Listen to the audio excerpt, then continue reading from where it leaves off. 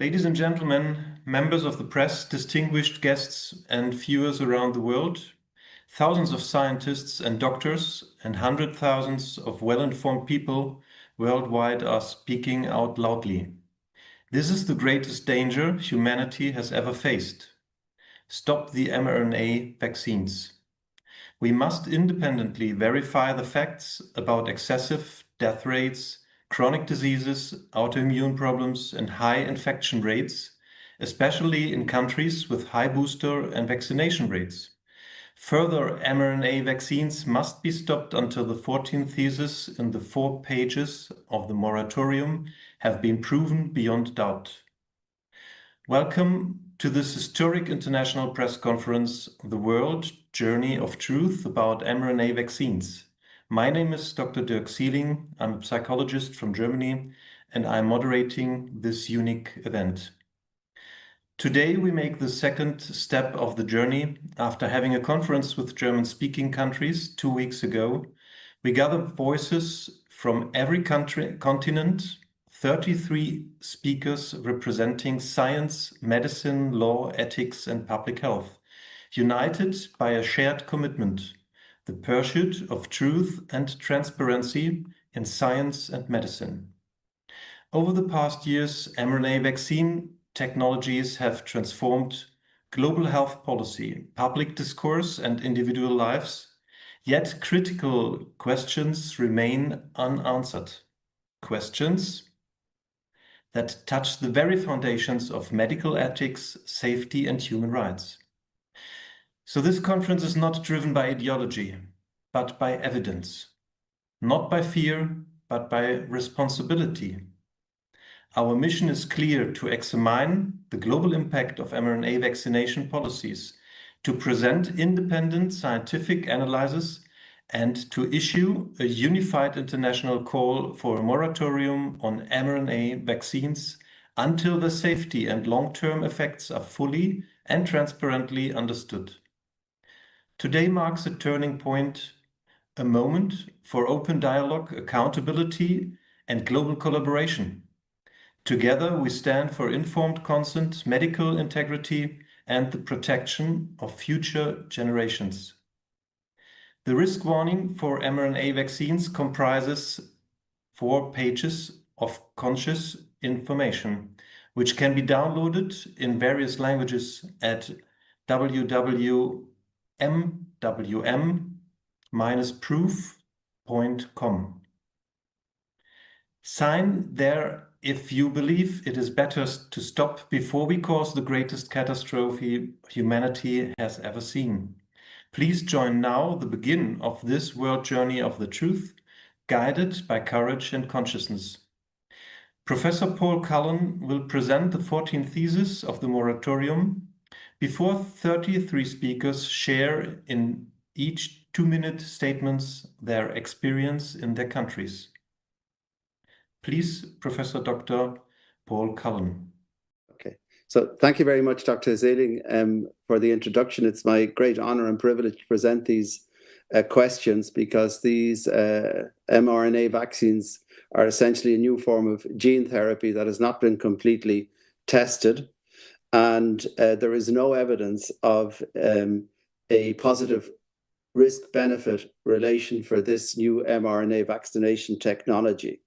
We therefore demand a moratorium on all such modified RNA products until the risk-benefit ratio has been transparently proven and clarified. These products were developed much too quickly. They weren't tested adequately. We're now being faced with a lot of side effects. We see excess mortality, reduction in fertility, a lot of other problems. And I just go through the questions that we are now asking. The first question is, have these mRNA vaccines been independently and adequately tested, and are they safe for use? The second is the risk-benefit balance of these products clearly positive? The third question is the quantity, the location, and the duration of the product, the production of foreign proteins, particularly spike protein in the case of the COVID vaccine, has that been adequately controlled? Have there been adequate pharmacokinetic and pharmacodynamic investigations? How long, after what period of time does the production of spike protein end, or does it actually go on indefinitely? We don't know the answer to that question. Have the criticisms of vaccine safety been refuted by histopathological findings in tissue samples? The opposite would seem to be the case. Are the adverse effects associated with mRNA vaccines, are they rare or are they common? Do the mRNA vaccines actually protect against infection? Do they protect against transmission of the virus, the SARS-CoV-2 virus, to other people? Do they prevent?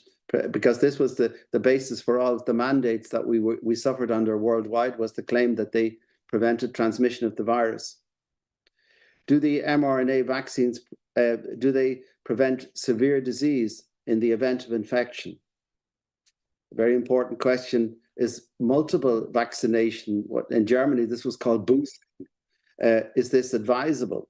Then the 10th question is, so I'll start again. Is boosting multiple vaccination, repeat vaccination, is it advisable?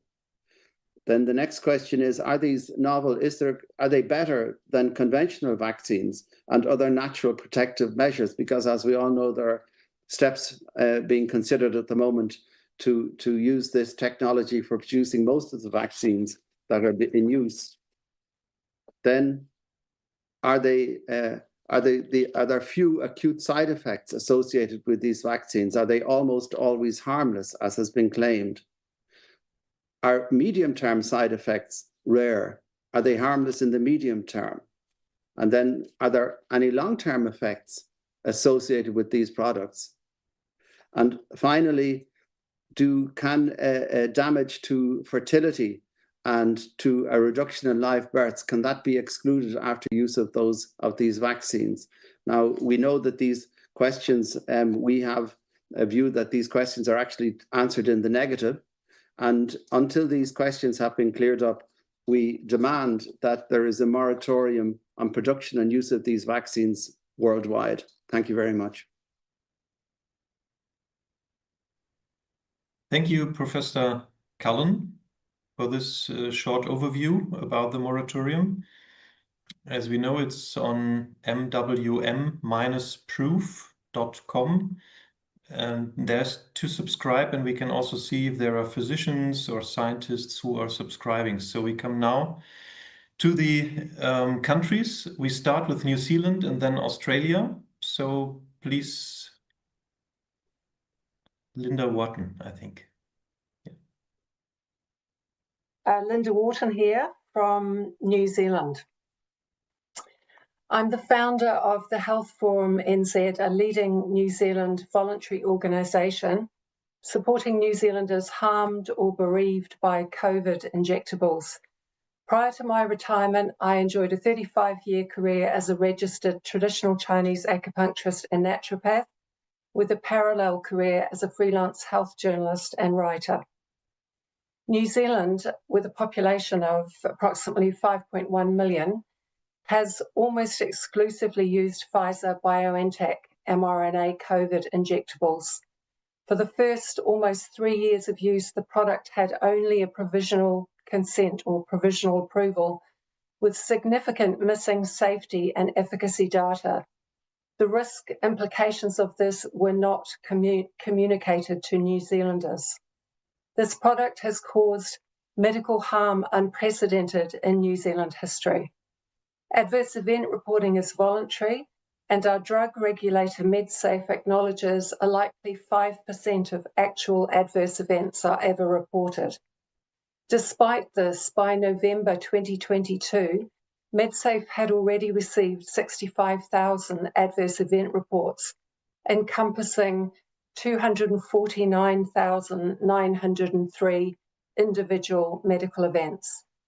3,688 of these reports were marked as serious, with an additional 184 post-vaccination deaths reported.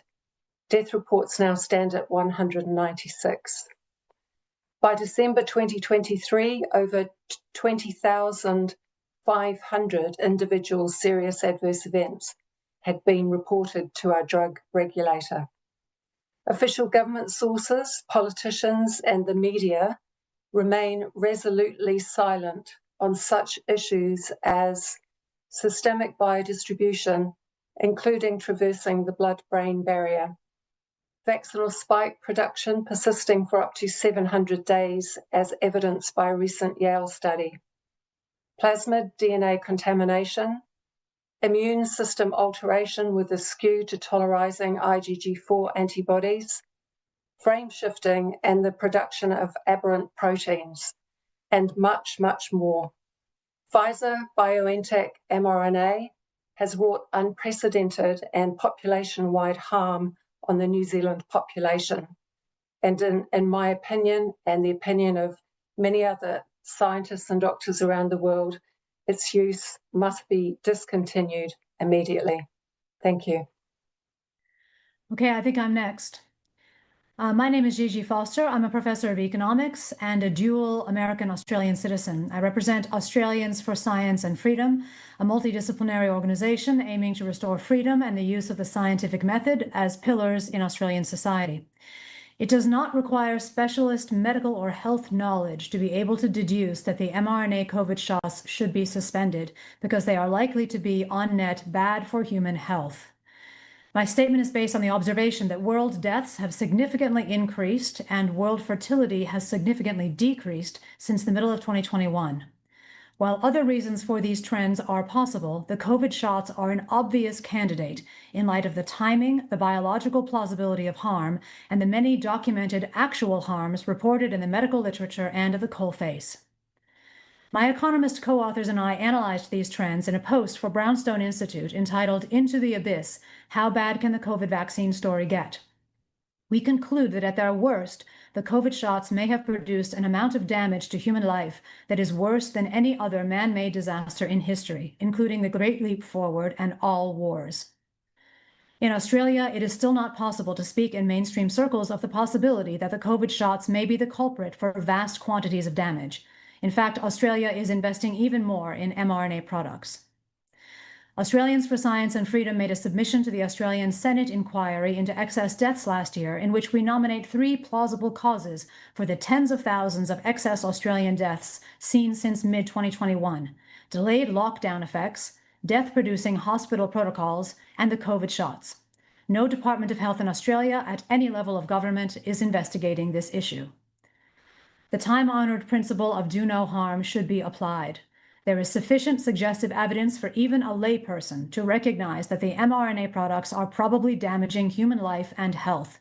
We must ban these products until and unless it can be proven beyond a reasonable doubt that these products are not causing net damage to human health. Thank you very much. Hello, I'm next. My name is Professor Robin Cosford, also from Australia.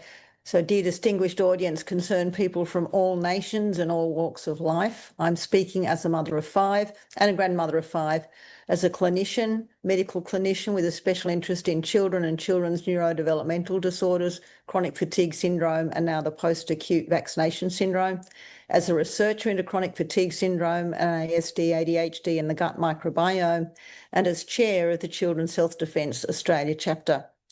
Children's Health Defence is a USA-based non-profit organisation. Our mission is ending childhood health epidemics by eliminating toxic exposure. We will restore and protect the health of children by eliminating environmental exposures, holding responsible parties accountable, and establishing safeguards to prevent future harm of children's health, protecting children, exposing harms, and seeking justice. Against that framework, we place the mRNA vaccines. The effects of the mRNA vaccines go way beyond simply the question of protection against COVID, a disease which was never a threat to children or young adults, and only a real threat to those predominantly elderly people with underlying comorbidities such as obesity, diabetes, hypertension, cardiovascular disease, dementia, or cancer. The effects of the vaccines have shaken and are shaking our civilization to its core. Social cohesion is being affected by the fact that many families are experiencing the loss of the family breadwinner, either through sudden death, cancer, or prolonged vaccine-induced illness. The family units are destabilised and the children are thus affected. People are dying prematurely and often suddenly, unexpectedly, some, many the young, often in their sleep. When only one adult has been injected, often for the sake of maintaining income for the family, as is very much the case in Australia, the injection still affects other family members, as the affected person attempts to rid their body of the spike protein and the damaged DNA. Exosomes are excreted, which are lipid nanoparticles full of both DNA and the spike protein. These injections are effectively becoming airborne and sexually transmitted pathogens, extending far beyond simply that person injected. The current generation of children who have been injected themselves are suffering high rates of often subtle and missed myocardial damage, which will shorten their health span and their lifespan. As they mature, the effects on their mitochondrial function and hence physical and mental capacities will become more evident. Age-old infections like scarlet fever are making a comeback, and young people are increasingly suffering herpes zoster, previously a disease of the elderly. Later effects on fertility will become apparent as the injections concentrate in both the ovaries and the testes. As the components of the injections cross the blood-brain barrier and induce neuroinflammation, the rates of neurodevelopmental disorders and autism in particular are likely to rise yet further. The next generation of children are being affected by the fact that the mRNA injections given to mothers not only affect ovarian function with resultant altered menses, reduced fertility, reduced rates of conception, but also cross transplacentally with increased miscarriages and preterm deliveries, increased stillbirths, reduced live birth rates, and increased postnatal sudden infant death, as it were, deaths. Infants who are breastfed by injected mothers are experiencing high rates of side effects. However, the injections also alter DNA. This results not only in effects for those injected or the generation that was to be born to injected mothers, but likely transgenerational effects to many generations, the extent of which can only be guessed at. If we are to save our children and hence humanity, these mRNA injections must be halted immediately. Thank you. Okay, my name is Jun Ueda, a molecular biologist from Japan. This August, we published a paper arguing on scientific and regulatory grounds that approval of mRNA vaccines should be revoked. Here I speak in a personal capacity and have no conflict of interest. In Japan, few scientists have spoken publicly because mRNA vaccination was promoted as a national policy with large funding streams that discouraged criticism. Despite many adverse event reports submitted to the Ministry of Health, officials still state there are no serious safety concerns. Vaccination continues as routine, and last October, a self-amplifying mRNA product entered the market. Japan is among the heaviest users of mRNA vaccines. Some individuals received 9 or 10 doses, yet transmission was not contained. The true extent of harm remains unknown because no comprehensive nationwide investigation has been conducted, and media coverage of injuries has been limited. Last month, at the annual meeting of the Japanese Society for Vaccinology, an institute under the Ministry of Health reported IgG4 class switching with repeated mRNA vaccination. The first time a government-associated body has acknowledged this effect. This week, a documentary film entitled The Blind Spot of Hippocrates will be released nationwide, highlighting the multiple issues related to mRNA vaccines. I hope these efforts help more people recognize the reality of the large-scale harm caused in our country. At present, many questions remain. The impact of frequent, repeated dosing in a short time frame on the human body must be examined with scientific rigor. While direct causal links have not yet been fully established, preliminary reports suggest a possible rise in cancer incidence among vaccinated individuals. This must be regarded as a serious warning signal. This is precisely why we must pause and confront reality. Today, colleagues in Germany and across Europe are calling for a moratorium on mRNA vaccines, citing the same safety concerns. This shows that our voice in Japan is not isolated, but part of a growing international movement for drug safety and ethical responsibility. As scientists and physicians, we must ensure that public health policies are grounded in truth. Thank you very much. สวัสดีครับ This is Dr. อัตพล from Thailand. I represent the Thai Pitaxit, which is literally means protect right, because we want to choose what we want to put in our body. And we have the same problem that every country faced with the mRNA. First of all, I would like to say that as a psychiatrist and geneticist, I'm sure that COVID itself, it's a bioweapon. But the more, bad part is that the mRNA also the bioweapon. It's a modified RNA and it's a gene therapy and it's not a vaccine. Even though we are so lucky that we start with the real dead virus vaccine at the beginning, but eventually we got the mRNA also as other country. And in our country, they call it the vaccine tape, which literally means angel vaccine, but it's not, it's a devil. After we have that, the incidence of cancer in our country rests so high and still going on right now. The problem that I think that is very, very interesting and would like to focus though, it's COVID itself is not a very bad disease. It actually, the incidence of the death rate is very low and they are treatable disease. It's not easy it's very easy to treat. And also the other thing that I would like to mention is that the vaccine itself, the mRNA, cause a lot of harm and it's never fully tested for the safety.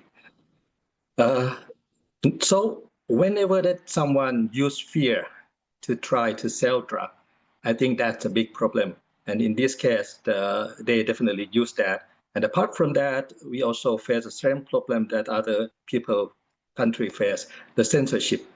Whenever someone don't want you to know the fact, you don't want to know everything, try to hide everything, it's spelled bad. That's the bad side, that they try to do something bad to us. So that's why I really believe that mRNA is a bad thing. Still, I also have a good hope either to try to find a way to solve and treat the mRNA vaccine injury. I believe the first thing we have to accept that this is a big problem, because I understand that in order to solve any problems, you have to understand the problem first. You have to accept the problem first. And I fully believe that with that, we eventually will find a way to help people who affect from the vaccine injury. And I will hope that we will, go through this crisis together. Thank you. Hello, my name is Christoph Plote. I'm an osteopath and naturopath and part of the steering committee of the World Council for Health, which is a global coalition and is calling after its first call in 2021 again with the help of this event for an immediate moratorium of COVID mRNA vaccines. We were told they were safe and effective. The evidence reveals a different story. These were the fastest vaccines ever approved, bypassing standard 5 to 10 years safety studies. The initial trials were prematurely terminated, eliminating any chance to assess long-term risk, and a different product was used for the approval than the ones that were given to the public later on. They did not stop infection, they did not stop transmission. EU Commission President Ursula von der Leyen personally and overtly negotiated a multi-million euro Pfizer vaccine contract via unofficial text messages, which were then deliberately hidden from the public, constituting a major transparency scandal.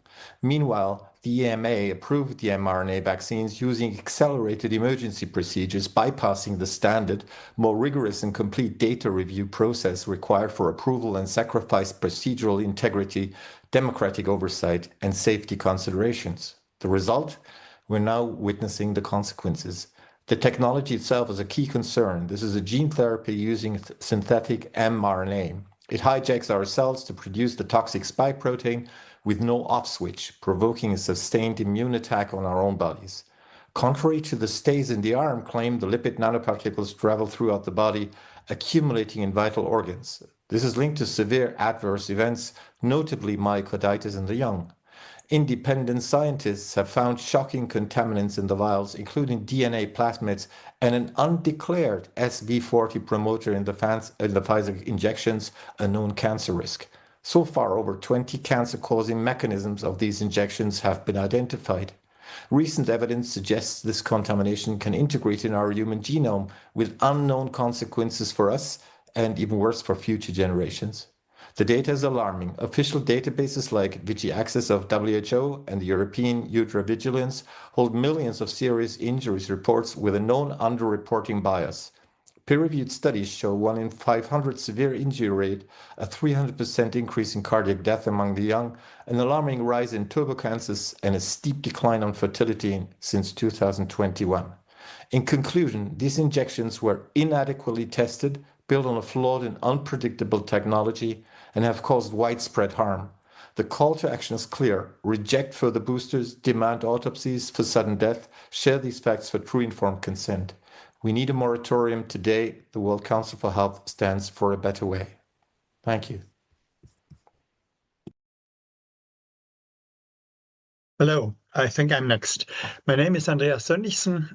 I'm a medical doctor with specialization in internal medicine and former professor of family medicine at the Medical University of Vienna. I represent Austria and the Austrian Scientific Initiative to Restore Science and Health in Austria, which is called Gesundheit für Österreich. Much has been said, so to keep it short, I only want to talk briefly about the current situation in Austria. Politicians, universities, and the media keep denying the negative effect of COVID measures, including mRNA vaccination. Media still keep on reporting the lie that millions of lives have been saved by the vaccine. Currently, the fall campaign for COVID and influenza vaccination has been started with the slogan, "Let's go get the booster," in Austrian dialect to touch people emotionally. Fortunately, the population is a lot smarter than their leaders. In winter 24-25, less than 5% of the population got a COVID vaccination, fortunately. We are hoping eagerly that these outrageously dangerous substances will be removed from the market as soon as possible. And that's why we are here.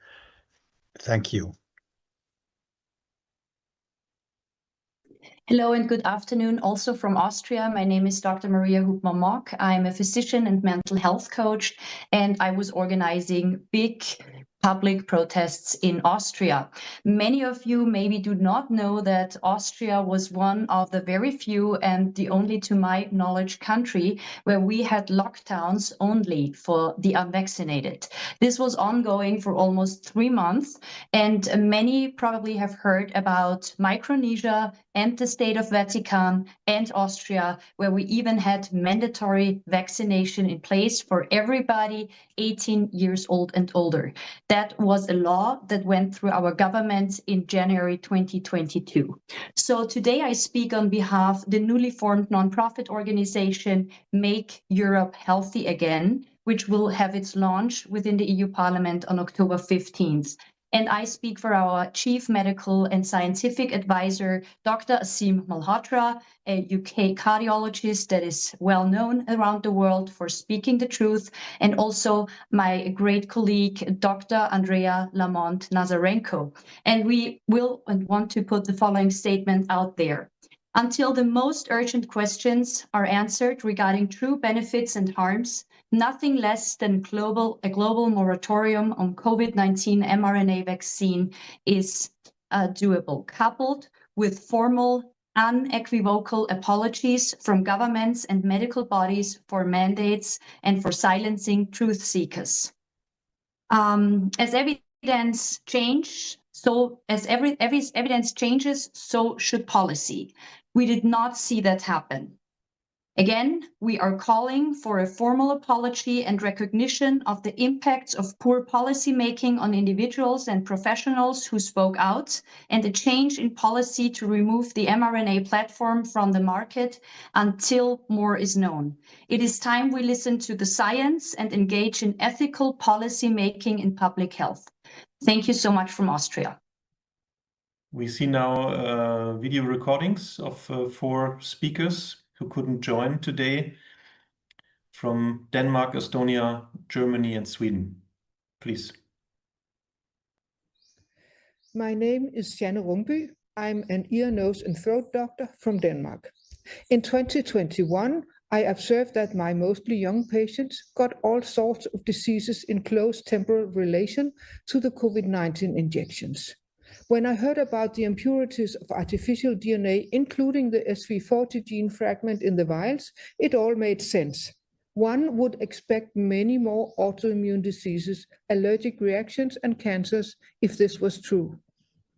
It was also revealed that Pfizer shifted from a clean to a dirty manufacturing process after approval. Process 1, the clean process, refers to Pfizer's basic clinical trials in humans. Process 2, the dirty process, referred to the large-scale commercial product given to billions after approval. I wanted answers, so I sent questions to the Danish Minister of Health. Answers came from the Danish Medicines Agency. Citation: no placebo-controlled randomized clinical trials in humans have been conducted with material from process 2. This was their words, not mine. No clinical trials in humans for a product given to billions.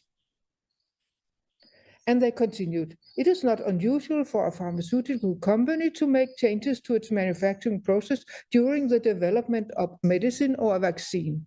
In other words, not only for vaccines, but for medicine in general, this practice of allowing changes to the manufacturing process after approval is business as usual.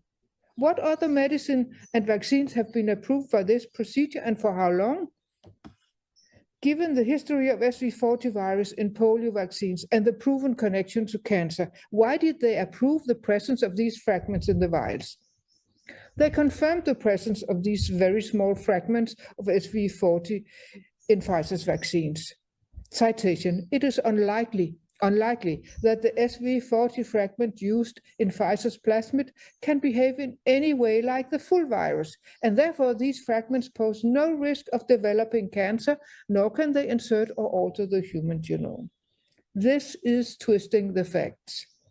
This specific tiny SV40 fragment, not the whole virus, is normally used in gene therapy when genomic changes are wanted. Don't medicines authorities know this? Something is obviously wrong with the regulatory processes. They also admitted that, citation, it is correct that it was not specified in the application from Pfizer that the DNA plasmid contains small pieces of SV40 sequences. My following question: should this omission in the application not have consequences for Pfizer? I got no answer. In my view, this has gone too far. Manufacturers, as well as regulators and health authorities, must have responsibility. These products are too dangerous and must be halted and recalled. Thank you. Good day. My name is Dr. Jonathan Gilthorpe. I am a research scientist from the United Kingdom, and since 2008, I have led my own research group in Sweden.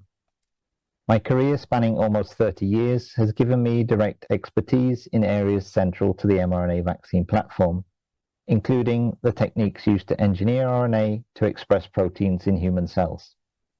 I am intimately familiar with both the potential and the significant pitfalls of such a strategy.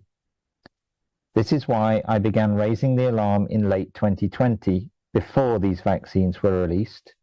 It was clear to me that fundamental safety concerns, particularly regarding the uncontrolled production of the toxic spike protein and its effects, could not have been adequately addressed in such a short developmental timeframe.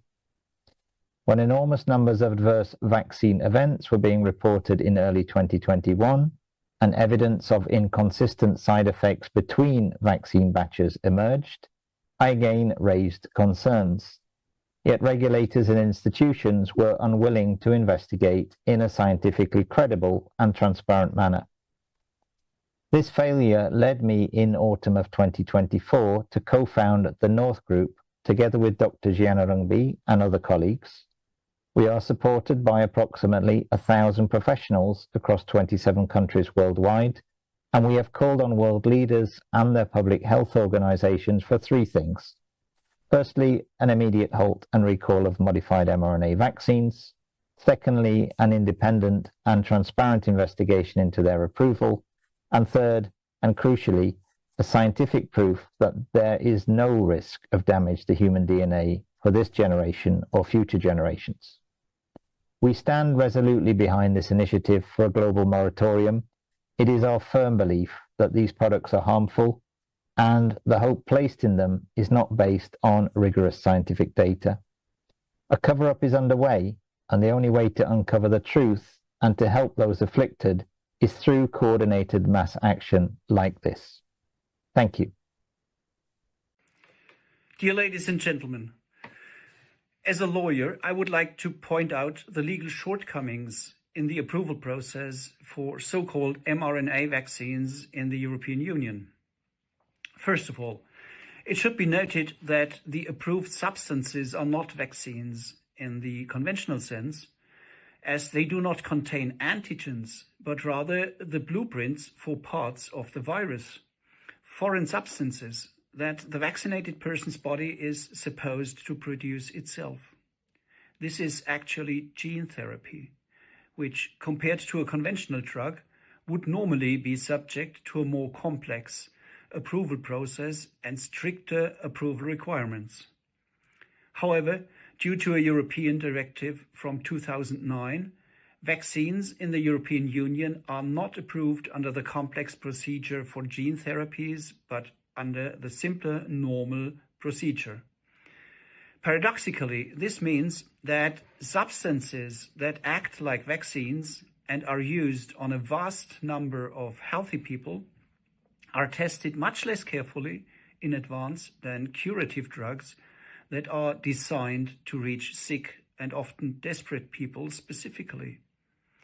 In the case of the mRNA substances, this meant that, for example, the distribution of the so-called vaccines in the body, such as possible gene transfer to the germline, possible changes in the genetic material of cells and cancer risks, and the influence of the substances on important parameters for basic functions of the human body were not thoroughly tested. In the fast-track approval process for mRNA vaccines, it was originally stipulated that multi-year placebo-controlled studies would have to be conducted. Such studies are the gold standard for regulatory authorities worldwide when it comes to proving the efficiency and long-term safety of drugs. Without valid studies of this kind, regular drug approval must be rejected under European Union law. In 2021, however, it became known that Pfizer-BioNTech and Moderna had dissolved control groups of their studies despite this requirement. The reason given was that it was ethically problematic to withhold the vaccine from unvaccinated study participants.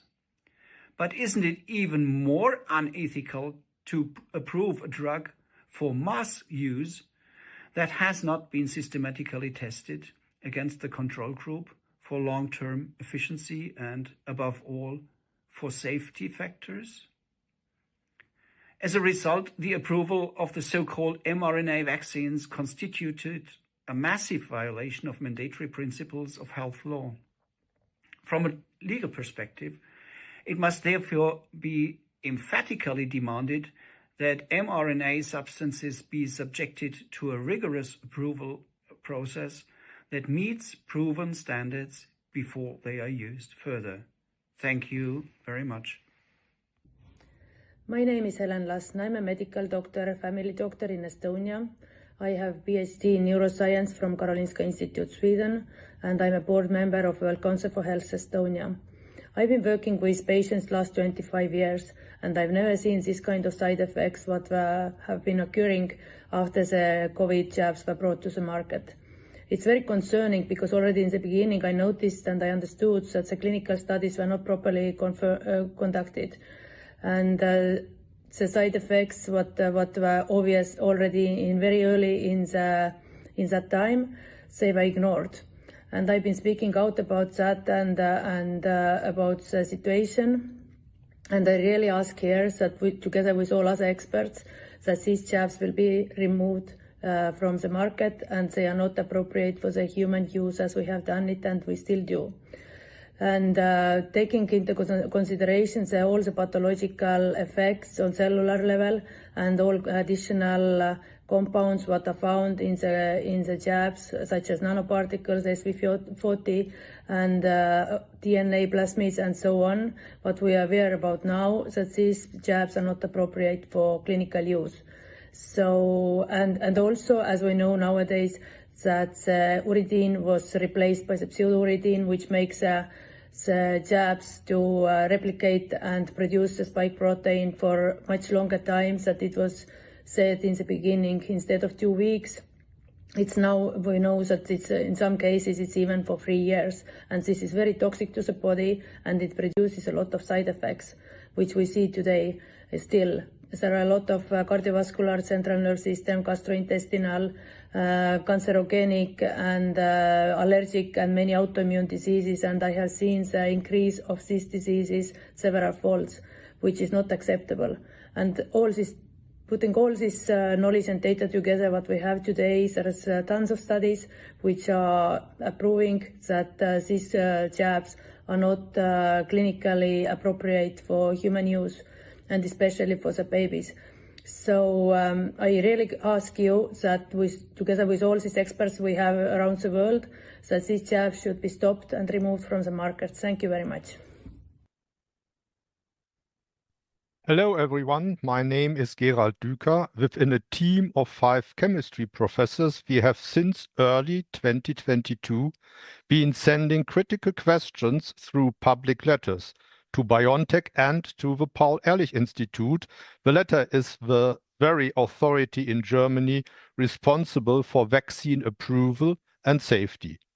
We mostly receive no response at all, but the questions they choose not to answer already provide important information. And now to today's question. Why is it so important to re-evaluate mRNA technology right now? mRNA technology is currently introduced in more and more areas of life, and it's done without the necessary care. mRNA vaccines are already being developed for pets, for livestock, even for farmed salmon and in crop protection. And most importantly, also the standard childhood vaccinations might be switched to mRNA technology. That would mean around 10 genetic injections in the first 2 years of life.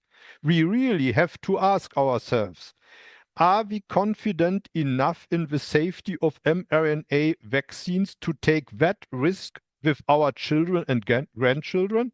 Of course, the answer should be clearly no. And there's more. We already know from the very first approval of COVID mRNA vaccines that the process was anything but careful. A recent example is particularly alarming to me as a chemist. In early August, a paper appeared in a leading scientific journal based on a joint project of German and Japanese researchers from top research groups, including a Nobel Prize winner. It focused on the artificial lipid ALC-315, the main component of the nanoparticles that deliver the mRNA. And here's the problem. ALC-315 does not exist in a single clean form, but in 3 different spatial variants in a ratio of 1 to 2 to 1. 2 of them are clearly toxic to cells, and only 1 is less harmful. In other words, 3/4 of this substance being applied for the mRNA vaccines is cell toxic. This is a chilling reminder of the Contagan thalidomide tragedy.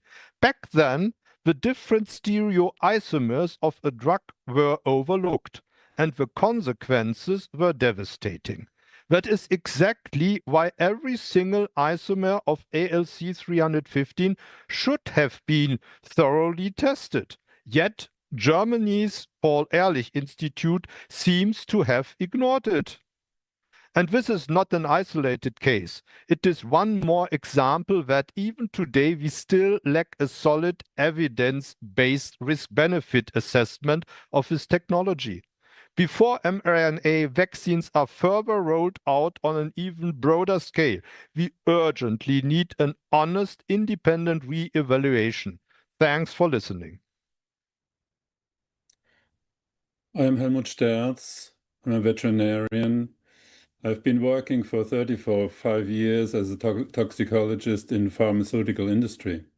I will briefly refer to the myth that the mRNA vaccines against COVID-19 have gone through the most thorough preclinical safety testing, and I will refer to the preclinical safety strategy of the Pfizer and BioNTech vaccines. The two companies have executed 2 toxicity studies in rats. One was a 2-week general toxicity study, the other a study on reproductive toxicity. None of these studies was designed to allow the statement that the vaccine was without risk for the use in man. Apart from these 2 irrelevant studies, Pfizer and BioNTech have not provided studies on general toxicity in a non-rodent species, nor any study of longer duration than 2 weeks. In the dossier provided to the health authorities for approval, there were no studies on pharmacokinetics, safety pharmacology, immunotoxicity, mutagenicity, carcinogenicity, on male fertility, or in juvenile animals, and no studies on reproductive toxicity in a non-rodent. In summary, the safety strategy of Pfizer and BioNTech might have been acceptable for an orphan drug, but not for the treatment of billions of healthy human beings, the majority of whom had no increased risk due to SARS-CoV-2. In case of the development of a new vaccine in the future based on innovative technologies, it will be of utmost importance to perform preclinical safety studies that take into account the catastrophic experience with the COVID-19 vaccines. Thank you. Hi everyone, I'm Klaus Steger, molecular biologist with 30 years of experience in RNA technology and board member of MWGFD, the German Association of Medical Doctors and Scientists for Health, Freedom and Democracy. We established a laboratory where we can prove for the presence of vaccine-specific spike protein, RNA and plasmid DNA in blood and tissue samples. Each shot of RNA-based genetic vaccines contains billions of Trojan horses consisting of RNA packaged in lipid nanoparticles which smuggle RNA into every single cell of your body. Then RNA hijacks your cells and forces them to produce as much of a foreign protein as possible for as long as possible. Of note, all hijacked formerly healthy cells will ultimately be attacked and destroyed by your immune system. Major risks for your health were known from the outset, but none of which you were told about.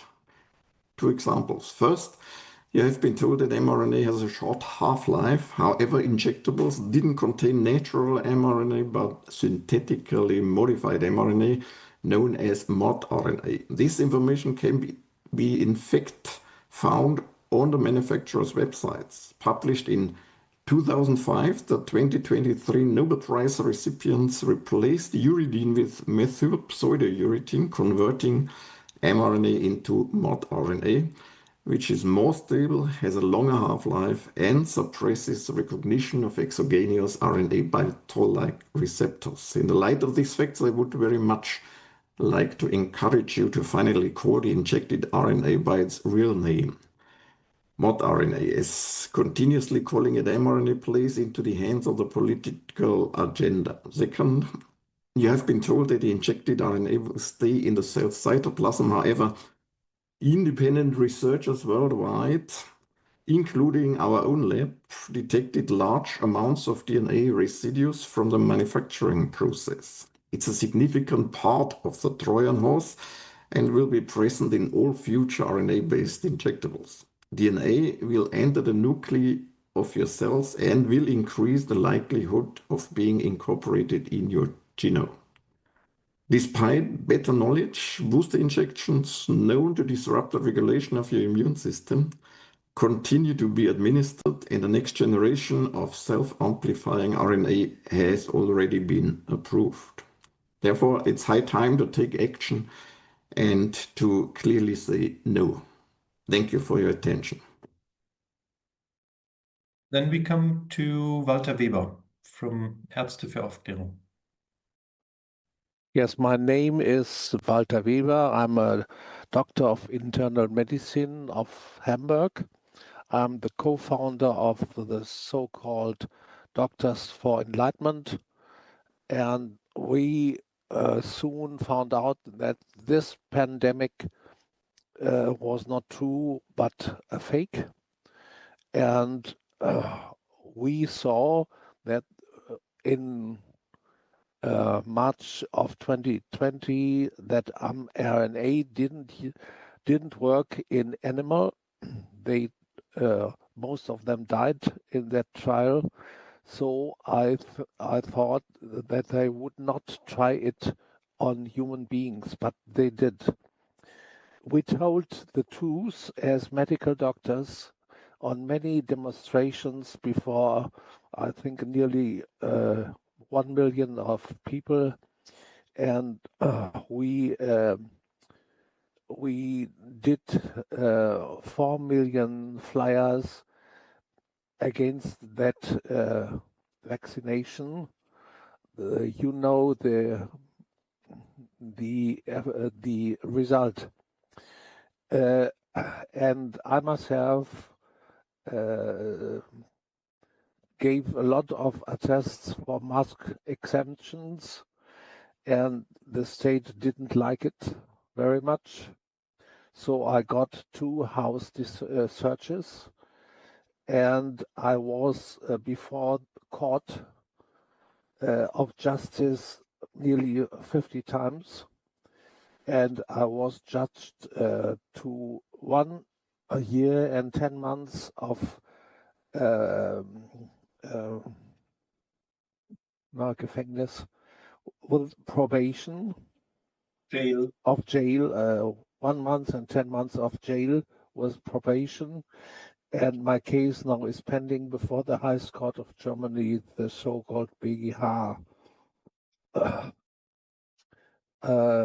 I'm treating a lot of patients with damage after vaccination of COVID vaccine, including tumor cancer, and this, is not very, very good. The duty of mask wearing in 2020 was not necessary at all, but it was an exercise of obedience to send the people to the vaccinations, and it worked a lot. So we have to do a lot of things, and I think this conference will help to stop this damage at all. Thank you. My name is Engelbert Paschek. I'm a mathematician and researcher and have worked as a consultant in the pharmaceutical industry for more than 15 years. I speak for the Expert Council. This is an international network of active and renowned scientists, experts, and journalists from the fields of medicine, natural and human sciences, and law. Most of its activities take place in German-speaking countries. The network is working together on solutions and therapies for the numerous consequences that have arisen as a result of the pandemic measures.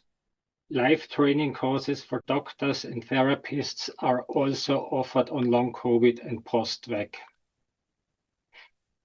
There are a number of unresolved problems with the modified mRNA, also called modRNA, injectables, largely due to the shortened development and approval phase of already marketed products. Among other things, the inflammatory lipid nanoparticles used and the plasmid DNA contamination, already detected by several labs, pose a major problem and lead to unexpected and serious side effects. Furthermore, quantity, location, and duration of endogenous production of foreign proteins, like the toxic spike protein, is not under control due to a lack of pharmacokinetic and biodistribution studies. A long-known problem, which is also mentioned in the package inserts of approved modified mRNA injectables, is myocarditis, especially in male adolescents and young men. It leads to permanent damage in many cases and significantly increases the risk of heart failure. At the same time, there is an increase in autoimmune diseases and a significant decline in the birth rate in many countries that could have far-reaching social consequences. Package inserts state that impairment of male fertility after modified mRNA injections has not been investigated. According to package inserts, neither genotoxicity nor carcinogenicity studies were performed before approval, which leaves many unanswered questions. There's alarming evidence of an increased cancer risk for which there appear to be several causes, including the already mentioned plasmid DNA impurities and an impaired immune system. Pharmacoeconomic analyses were omitted by the authorities, and as a consequence, the risk-benefit ratio of modified mRNA injectables has not been sufficiently clarified in any way. Especially the long-term risk is still completely unclear due to the lack of long-term safety studies. In view of these serious and other manifold risks, we recommend an immediate halt to mRNA vaccinations. Thank you for your attention. My name is Eva Pop. I'm a dual citizen, Australian and Hungarian, and a retired scientist. I'm speaking I'm speaking as myself, not in the name of any group or university. To understand the dangers that mRNA vaccines pose in Hungary, first we need to understand what we have. One of the strictest compulsory childhood vaccination regimes in Hungary. Parents have no discretion over the administration of compulsory childhood vaccines. Under Hungarian law, any child residing in Hungary for longer than 3 months must meet the immunization requirements, even if they are not Hungarian citizens. Antigens against 40 pathogens, many combined and repeated in 17 shots, are given to babies from birth to children up to age 13, almost without exception. Antibody tests are not acceptable as proof of immunity. Even already vaccine-injured children practically cannot get an exemption because doctors are afraid to give one. If they do, supporting the recommendation, sometimes with hundreds of pages of medical records and years of knowing and treating the child, a special agency of the government will in many cases nullify that exemption and declares the child ready to be vaccinated. Children who are known to be in danger of anaphylactic shock from the vaccine or even death are given the shot in an emergency ward of a hospital so they can be resuscitated. The public health authority can impose a fine up to 500,000 Hungarian forint per vaccination. This fine can be imposed repeatedly until the vaccination is administered. In parallel with the fines, failure to vaccinate often triggers the Child Protection Alert System. Initially, the public health nurse reports the absence of vaccination to the Child Welfare and Family Support Services and the Guardianship Authority. This is generally classified by the authorities as endangering the child and initiates a child protection procedure. If the authorities order protection, then the parents must cooperate with the appointed family support worker. The family support worker may decide that the parents are not cooperating, which can be considered severe endangerment, and thus the child may be placed in foster care, meaning they could be removed from the family, even with brutal force involving police. If this happens, the parent can no longer prevent the vaccination from being administered. Many young families move abroad because of this reason. Some families stay and choose to take on the government in a legal battle with the help of a team of lawyers led by Angelika Mihalik, who is speaking after me. So imagine if and when all or even some of the childhood vaccines will be mRNA-based and given to all children according to this system, what will be the result? Thank you. Okay, my name is Angelika Mihalik, and I'm a lawyer, and we represent about 600 children. They are all of them vaccine injured, except 17 who are unvaccinated. And we have two mRNA vaccine injured adult clients. And the situation regarding the mRNA vaccines is the same as another countries. The mainstream media and politicians support the mRNA technology, and they deny any harm caused by this technology and these vaccines. Hungary is very interesting because the excess mortality and the statistics are not the same as another country which countries are highly vaccinated, because we in Hungary saw a sharp spike in 2021, and after this followed stabilization regarding the death of the people. And but in this year, in 2021, there was 20% over increase, and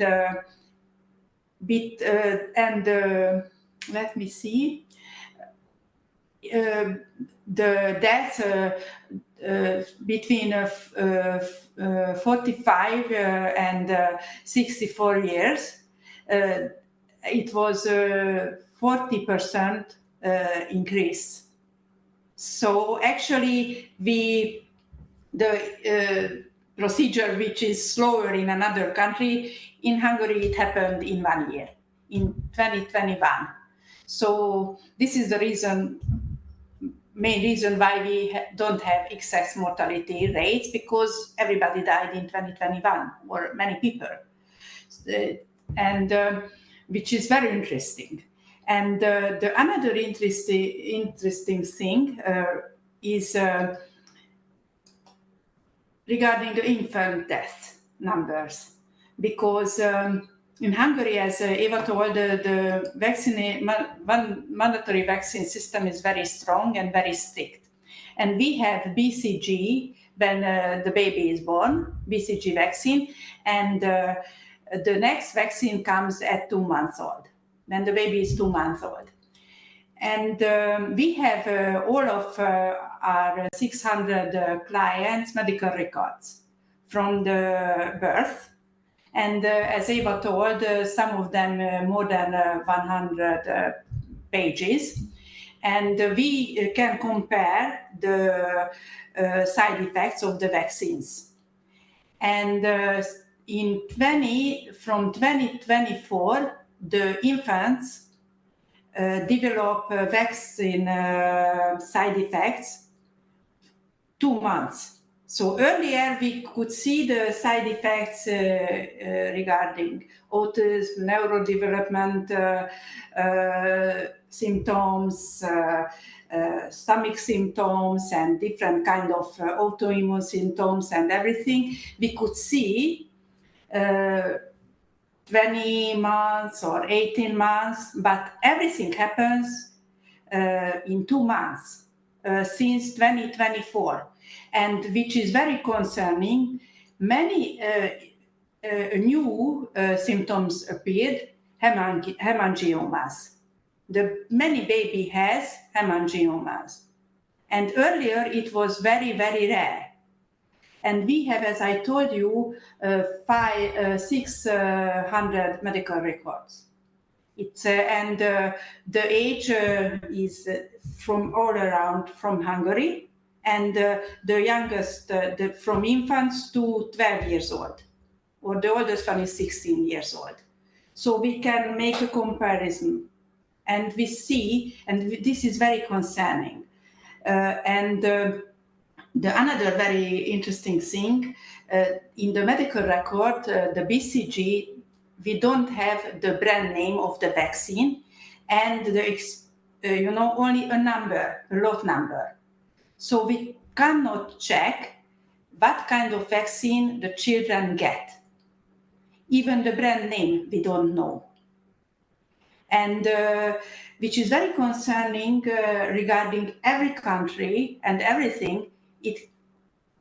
I cannot say any other thing, but this is very concerning, and these hemangiomas, these are very, very concerning, and it's very rapid development, the vaccine side effects.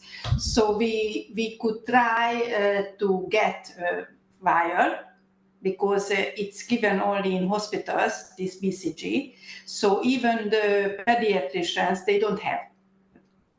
And only in hospitals, and we try to get one and to check what is inside, because we don't know.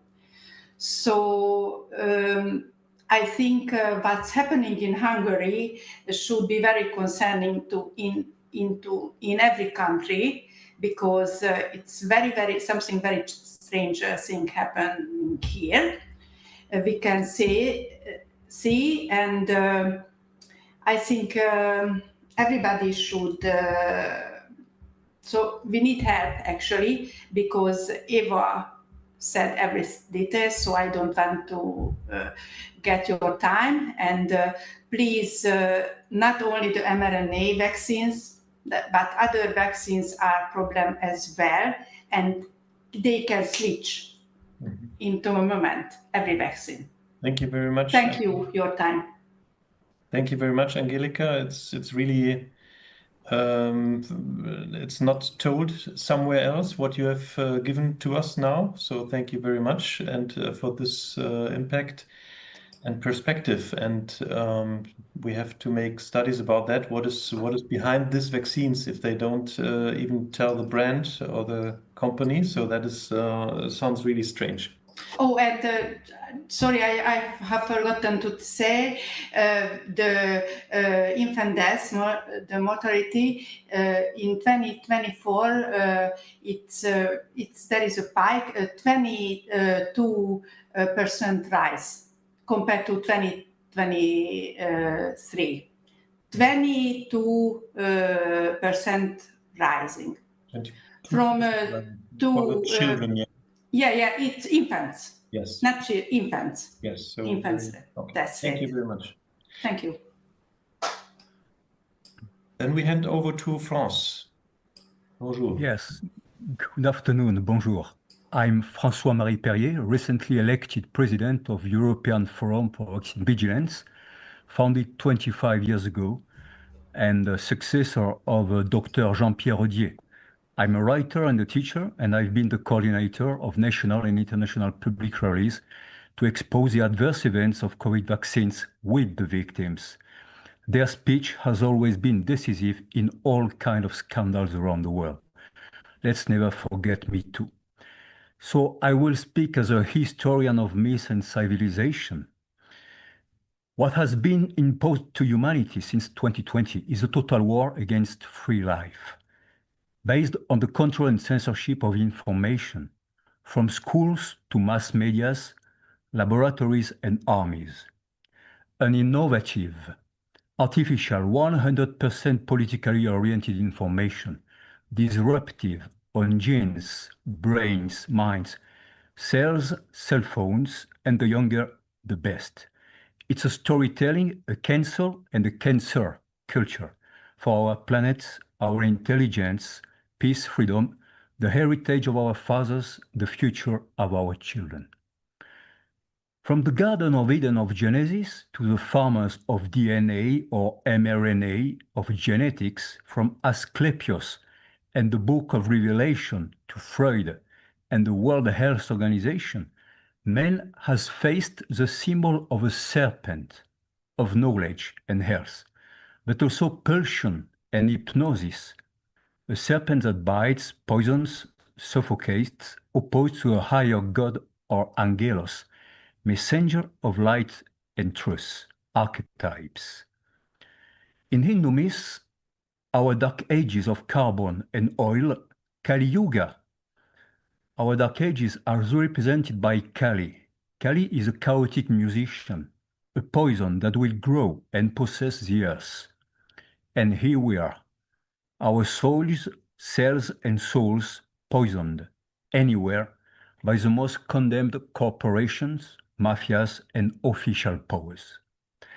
Our journey of truth betrayed a humanism, the ancient Greek, the Renaissance and the lights, extending globally. We chose the hubris, chaos, genetic scissors and atomic fission to become death, the destroyer of the worlds, as Oppenheimer said in front of the atomic bomb, quoting the Bhagavad Gita. Now it's time to stop and choose an intelligent and connected science, a common earth, and humanity as messengers of a true, free and living information. Satyagraha, the power of truth, as Gandhi said. Thank you. Yes, now we can hear you. Okay. Fantastic. All right. Okay, back in March 2020, I warned people as to the madness to use those mRNA products in people, because in 20 years of development, no product ever had reached beyond phase 2, none. How did I know?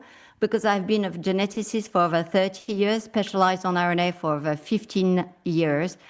I'm a retired director of research of the French NIH. I'm a head of research institute called Simplicima in Mauritius. I'm the proud member of the North Group, as well as the EU Board of Children's Health Defense, which website has strangely disappeared. My name is Alexandra Henry on Code. The best preferred image that I have about this technology is this filthy toy you could not get rid of, which was called slime, the green slime. The slime being those toxic lipid nanoparticles fusing with your cells, as if when touching slime, it would patch your own skin and deliver an artificial genetic product which hijacks the program of your cells in your precious organs. The preferred name now that I have for those products comes from French. In France, instead of messenger, we call it mensonger, meaning lie. Lie on the number of doses, on the efficiency, on the safety, the danger, on where it goes, even in breast milk. Never ever before have we seen so many unexpected deaths at unexpected age, even neonatally, from unexpected and rapid diseases. Last but not least, I also speak as a mother of 5 children and a grandmother of a grandchild. In 2021, I had coined the word spikopathy to describe the symptoms coming from the fact those mRNA had altered people into toxic spike-producing machines. Today, we need to arrest this technology coming in syringes, as well as in your food through vaccinated ducks in France, intranasal or inhalable sprays, self-amplifying mRNA in Japan or any other administrations, because whatever the administration is, they all concur to what I propose to coin and best describe as an ongoing, deep, transgenerational genetic alteration, DTGA. Together, for our humanity, we have to stop this ongoing, deep, transgenerational genetic alteration, DTGA, due to those messenger RNA slime products. I thank you for your attention. Let's arrest this technology. Yeah, Christina? Okay. Hello, my name is Christina Del Prete. I'm a pharmacist and part of Aletheia, Switzerland. It's a network of doctors and scientists, and we are also in contact with other groups like, for example, Info Santé. And here in Switzerland, we are also very concerned about the mRNA technology. Medicines must be safe and effective when they come onto the market. And when it comes to vaccines, which are be used preventively in healthy people, the issue of safety is even more important. Many of the pharmaceutical industry safety standards have been neglected in the name of emergency. Early on, there were reports of problems with the quality of the raw material and errors in the conduct of clinical trials. It became apparent that the different batches varied greatly from one another, which is a no-go in the pharmaceutical industry. In order to produce more quickly and cheaply, the manufacturing process was changed, resulting in products contaminated with DNA and possibly oncogenic SV40. Nevertheless, they're still recommended for pregnant women in Switzerland. I find this shocking. Companies must produce reproducible quality, and regulatory authorities are there to monitor them and remove the products from the market if there is reasonable suspicion of safety issues. In Switzerland, criminal charges have been filed against the regulatory authority Swissmedic because there's reasonable suspicion that the approval and the monitoring of these products was not carried out correctly. The adapted variants are now being sold as platform approvals, similar to the annual flu. If you look at data in the product information, you will find a note that the safety data refers to data on previous variants, which means we have virtually no safety data because the trials were terminated prematurely and the general population was injected with a different product than the ones tested in the clinical trials. We urgently need a moratorium on this technology before it is used in childhood vaccinations. Thank you. My device is because the PC didn't work anymore. I don't know why, so sorry. Okay, I'm Laura Teodori. My name is Laura Teodori. Can you please change it? Now you are, yeah, okay. That looks this better. Way, this way, okay.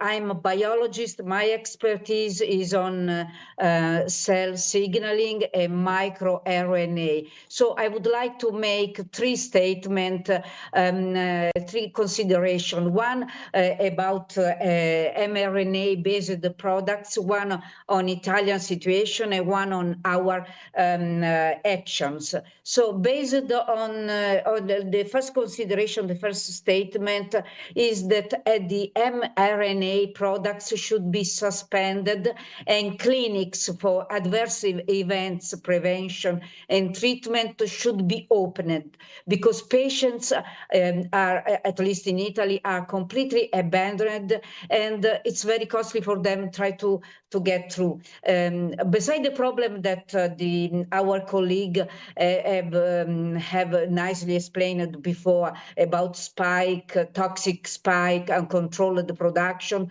nanoparticles shuttles with lipid nanoparticle shuttles. I would like to add a consideration on cell signaling disturbance introduced by exogenous mRNA. I think that anyone, even with even a basic understanding of the cellular and molecular machinery involved in protein synthesis and maturation, must be concerned about the widespread use in healthy population of mRNA products. I make just a few examples to make myself clear. So, for example, the post-translational modification during protein biosynthesis. So, signaling pathways can be activated by external stimuli like RNA. It can dynamically modify the mRNA's translation and stability, influencing which protein are produced. This can trigger cellular surveillance mechanism or silencing them, leading to mRNA decay and the production of abnormal proteins, abnormal polypeptides. So this silencing of mechanism, surveillance mechanism can induce also, can be responsible of these turbo cancers. So another thing is the quality control. Some colleagues have already spoken about, but I would like to speak about the mRNA integrity. I remember that this has been asked by Peter Doshi at the very early beginning, but the companies never responded. mRNA integrity is crucial for proper cell signaling, gene expression. We don't know how much is the percentage of mRNA purity in these products. So the last thing I would like to speak about is, for example, the similarity of spike protein with other human proteins. For example, proteomic analysis revealed a striking similarity between the SARS-CoV-2 spike and the titin, the protein titin, which plays a pivotal role in regulating cardiac function and explaining, for example, for myocarditis admitted even from the agency themselves and the company. And then there is the problem of cell mimicry and so on. We denounced all these things in the very early beginning. In 2021, we produced a huge document with more than 400 citations that was given to politician, constitutional court, and etc. So this is my consideration of on the hazard of using mRNA. The Italian situation, very, very shortly, the Italian situation, we had some of the strictest management of pandemic concerning compulsory vaccination, lockdown, etc. But there was no scientific debate involving experts with different views. But very recently, during this summer, draft law was presented to introduce compulsory vaccination for adult and frail people, and between frail people, among frail people, of course, children's are the most important platform for them. So the last thing is consideration on our initiative. I'm here representing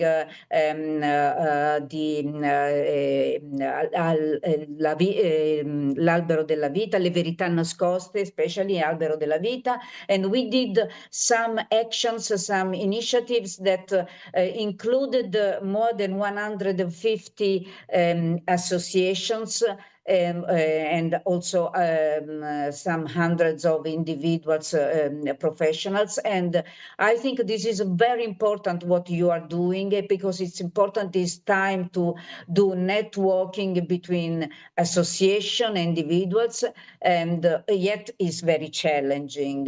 And this needs really competence, study, passion, but also generosity. So, okay, that's it. So many of this initiative you can find in our websites. Thank you. Thank you. So we come to Ireland. Paul Cullen, please. Yeah, thank you very much, Dirk. I'm a specialist, an internist and a specialist in laboratory medicine. I trained in medicine in Dublin, and I've worked in Dublin and England, in London, and also here for many years in Germany.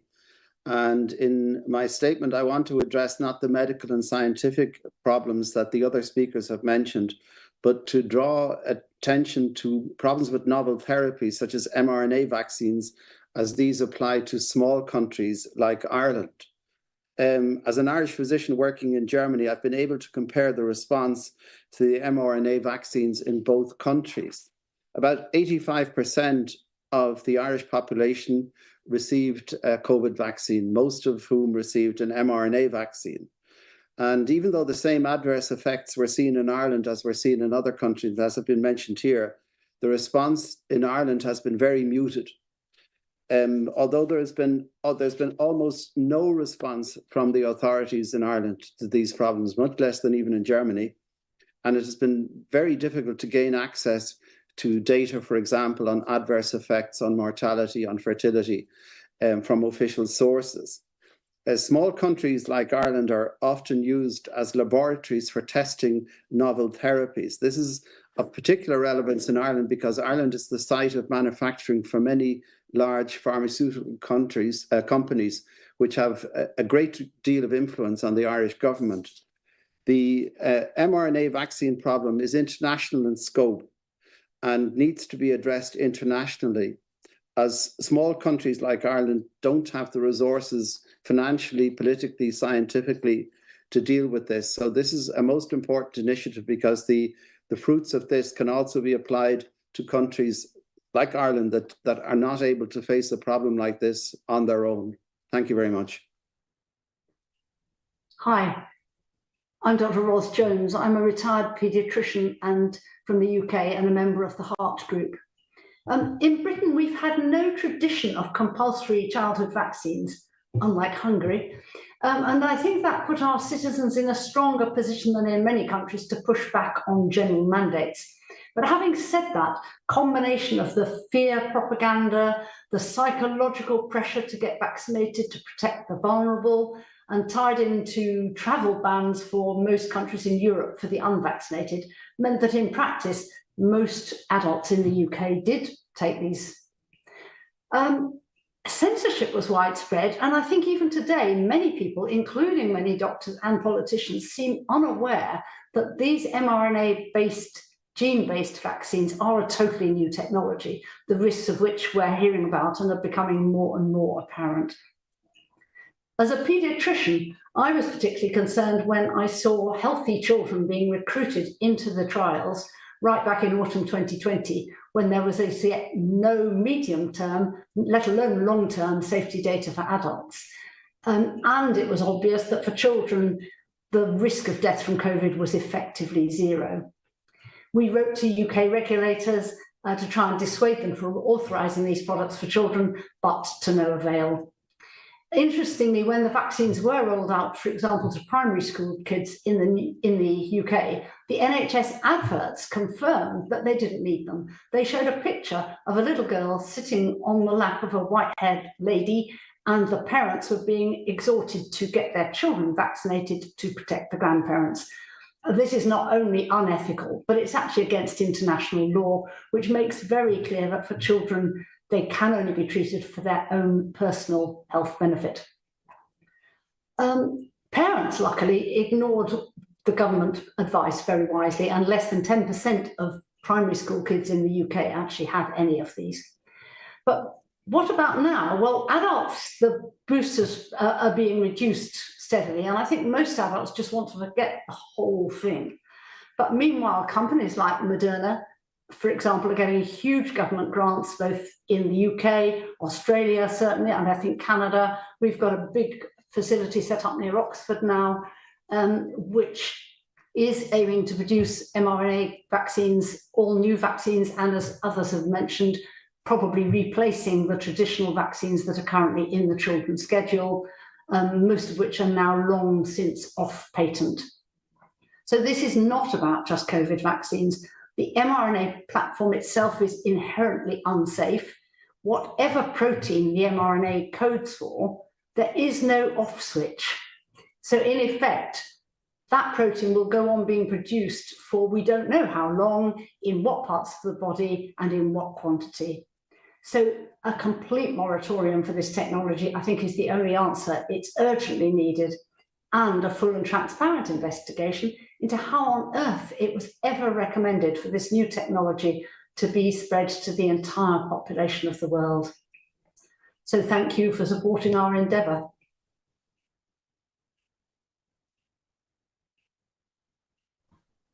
Yeah, thank you to Great Britain and also your Quick Health in supporting our movement. And I think from Spain we have a problem that he was not available. Then we hear from Spain by video. Hello, I am José Muñoz, a biologist and activist from Spain. The latest official data in Spain on the evaluation of the efficacy of mRNA products is from March 2024, with data from June 2023. This report combines all deaths prior to the introduction of RNA technology with cases reported after vaccination in an attempt to prove an unproven efficacy. The latest pharmacovigilance report is from 2023 and mentions 500 deaths related to this product, always trying to avoid establishing causality. Since then, neither the authorities nor the press have been willing to report anything related to possible problems with this technology, despite the multitude of studies highlighting its effect on cardiovascular, immune, neurological, fertility, and cancer disease. The European Parliament stated that the damage caused by mRNA vaccination is indistinguishable from long COVID, but in the practice, it is not admitted that there are people affected by the vaccination and is only promoting actions to study long COVID.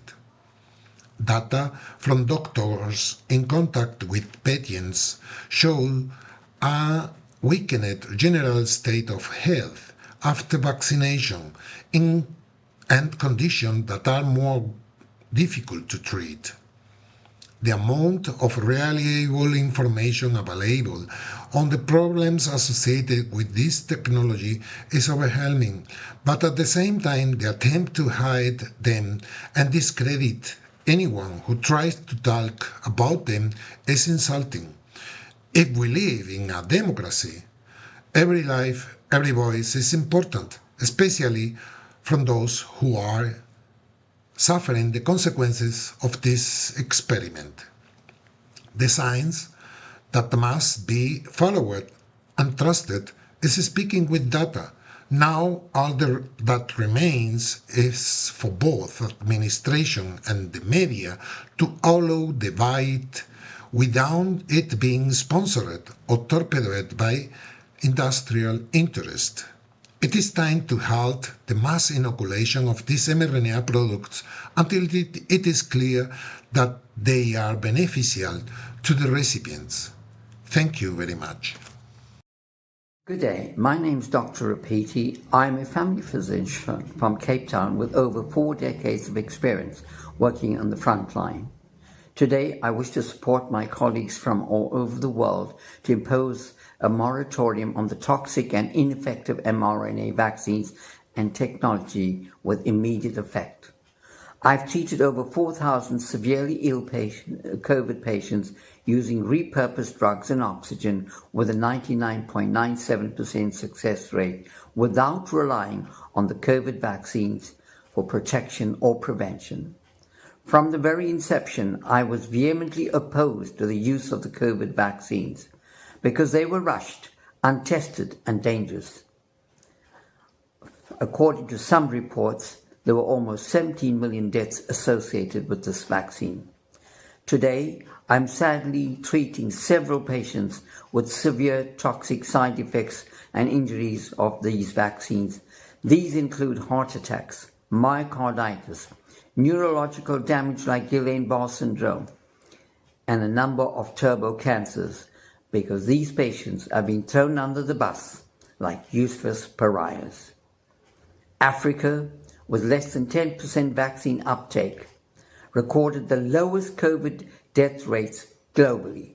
This is resounding proof and evidence that these jabs were unnecessary, toxic, and a catastrophic waste of public funds. We were silenced and vilified, but we will not back down. I stand firmly with the ethical doctors from around the world to demand a global moratorium on all mRNA technology. Enough lives have been destroyed. We are determined to ensure that all those responsible for this atrocity on the entire human race are held fully accountable, no matter how powerful they are.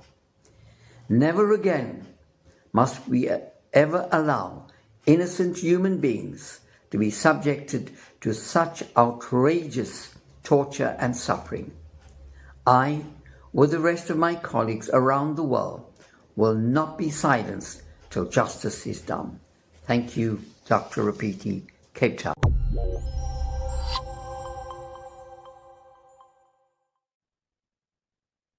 So we are happy to have Dr. Peter McCullough in our group. So the floor is yours. Thank you, and thanks to each and every one of you for joining. I've listened to all the comments, and they were expertly presented. I have a few additional points.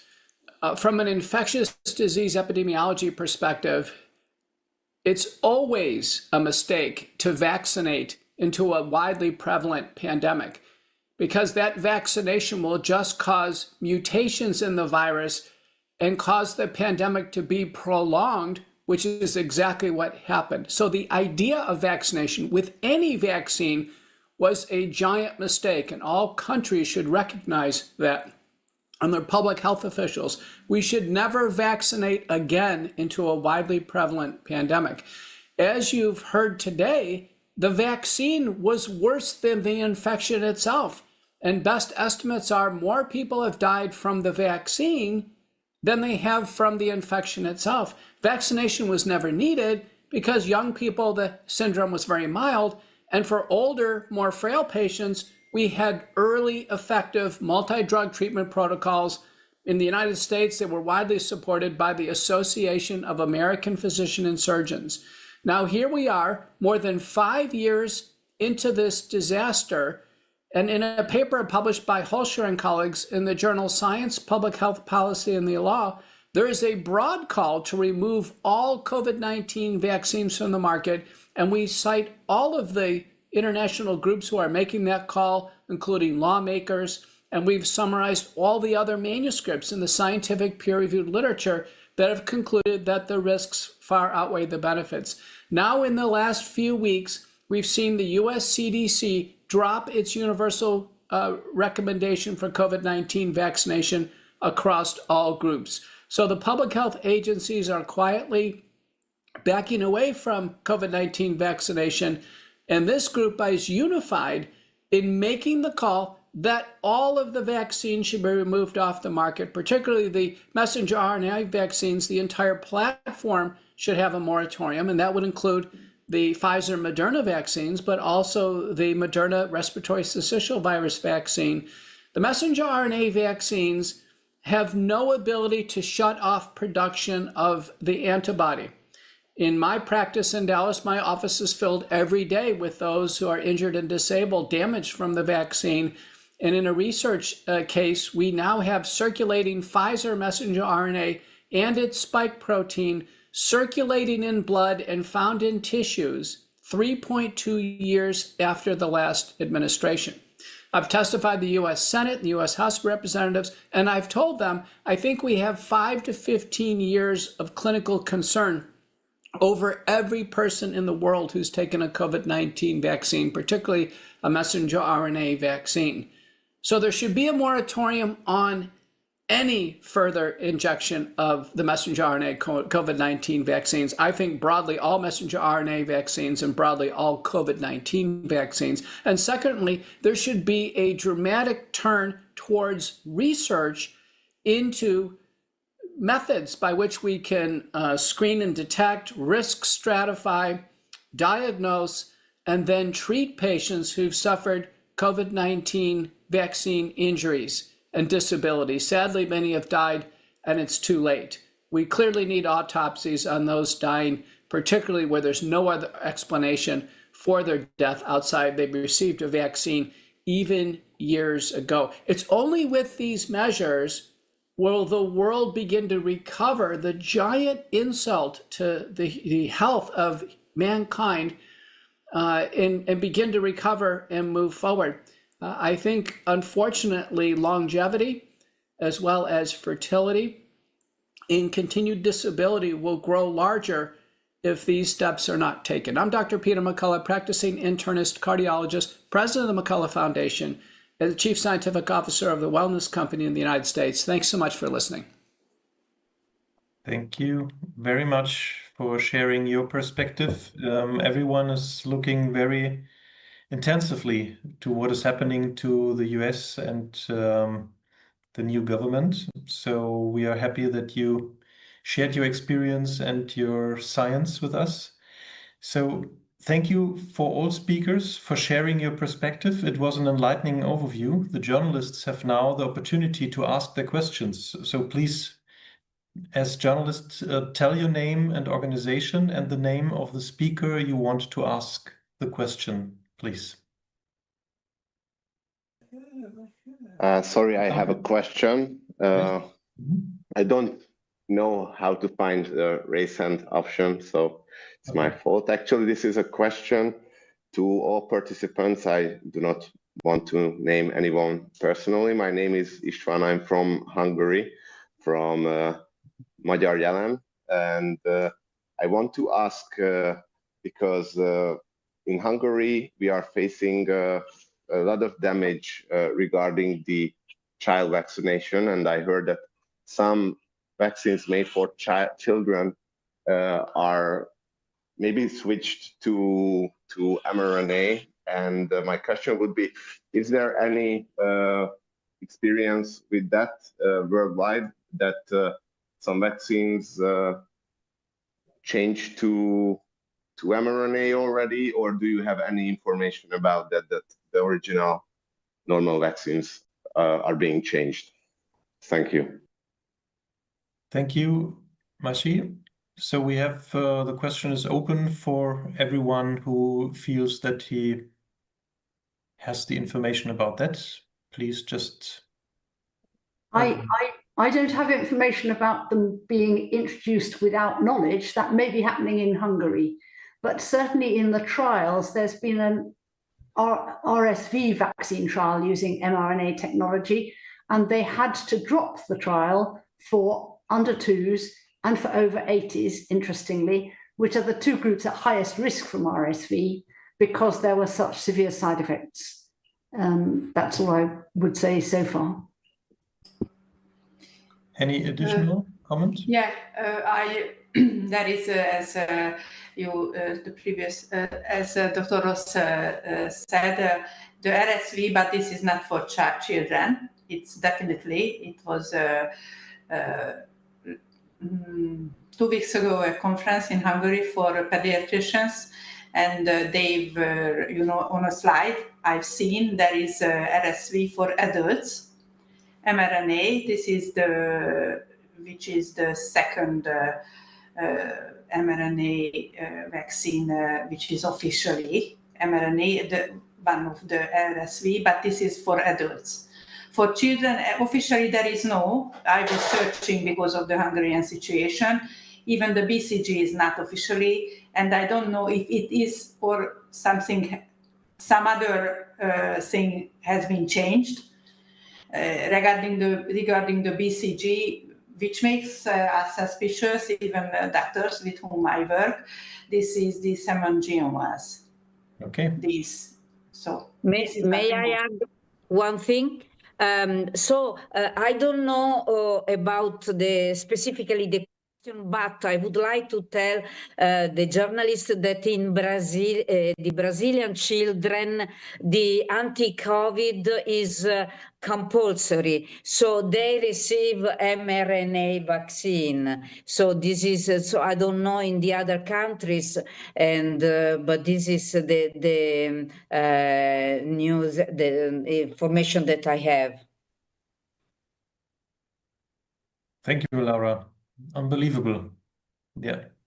So we move on with Amrit. Yeah, thank you very much. I'm from Slovenia, and I follow this COVID crisis since the beginning. And we have now a private media that I founded, Triglav Media, and we are informing in Slovenia our society that actually everything is a big fraud. And we have a small political party. We will give now the request that mRNA technology is stopped. But I would like to put something out which I think is important. I published 7 articles on statistical analysis of COVID vaccinations effectiveness. The articles of Watson that they saved 40 million lives, it's an absolute lie. There is no mathematics there. There is no statistics there. The recent article of Professor Ioannidis, he confirmed that they saved these 40 million lives in 21, has no mathematics and has no statistical background. So I think that you doctors should put a little bit more energy also in this, let's say, mathematical aspect, because from the point of mathematics, I know how to calculate everything. It's an absolute fraud. It was just one thing more. It was never proved that the vaccinated part of the population has lower mortality. I calculated myself on the base of data from England that in 21 the mortality of the vaccinated was higher for 14.5%. So the whole story of saving lives, it's mathematically fraud. And it's not a question if the mRNA vaccination did more harm or did some profit to the health. Not a single person. They vaccinated 4 million people. Not a single person was cured with this mRNA technology. Because as one of the relators said before, they did research 20 years on rats with mRNA. They die, all of them. Amrit, this is your question. What is your question? My question is that why medical doctors, which you deal with the damage that is somehow clinically proven, why you don't put a little bit of more attention in mathematics? Because I'm a physicist, and mathematicians and physicists, we prove it that everything from the point of mathematics is fraud. I think that if you will take this knowledge and these results, you will have more power. That's my question. Okay, thank you. Engelbert, is it about this question, right? Okay, please. Yeah, thank you. I'm a mathematician. I'm not a physician. And I want to comment on this, and you are absolutely right.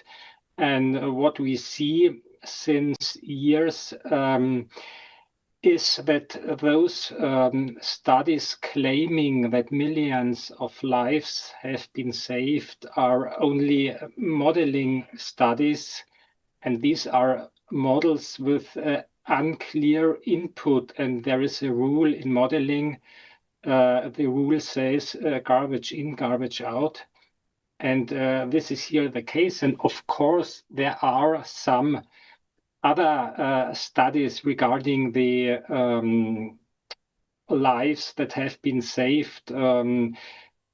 They refer to the real world data, and but those studies are not accepted by the authorities, and that's the problem.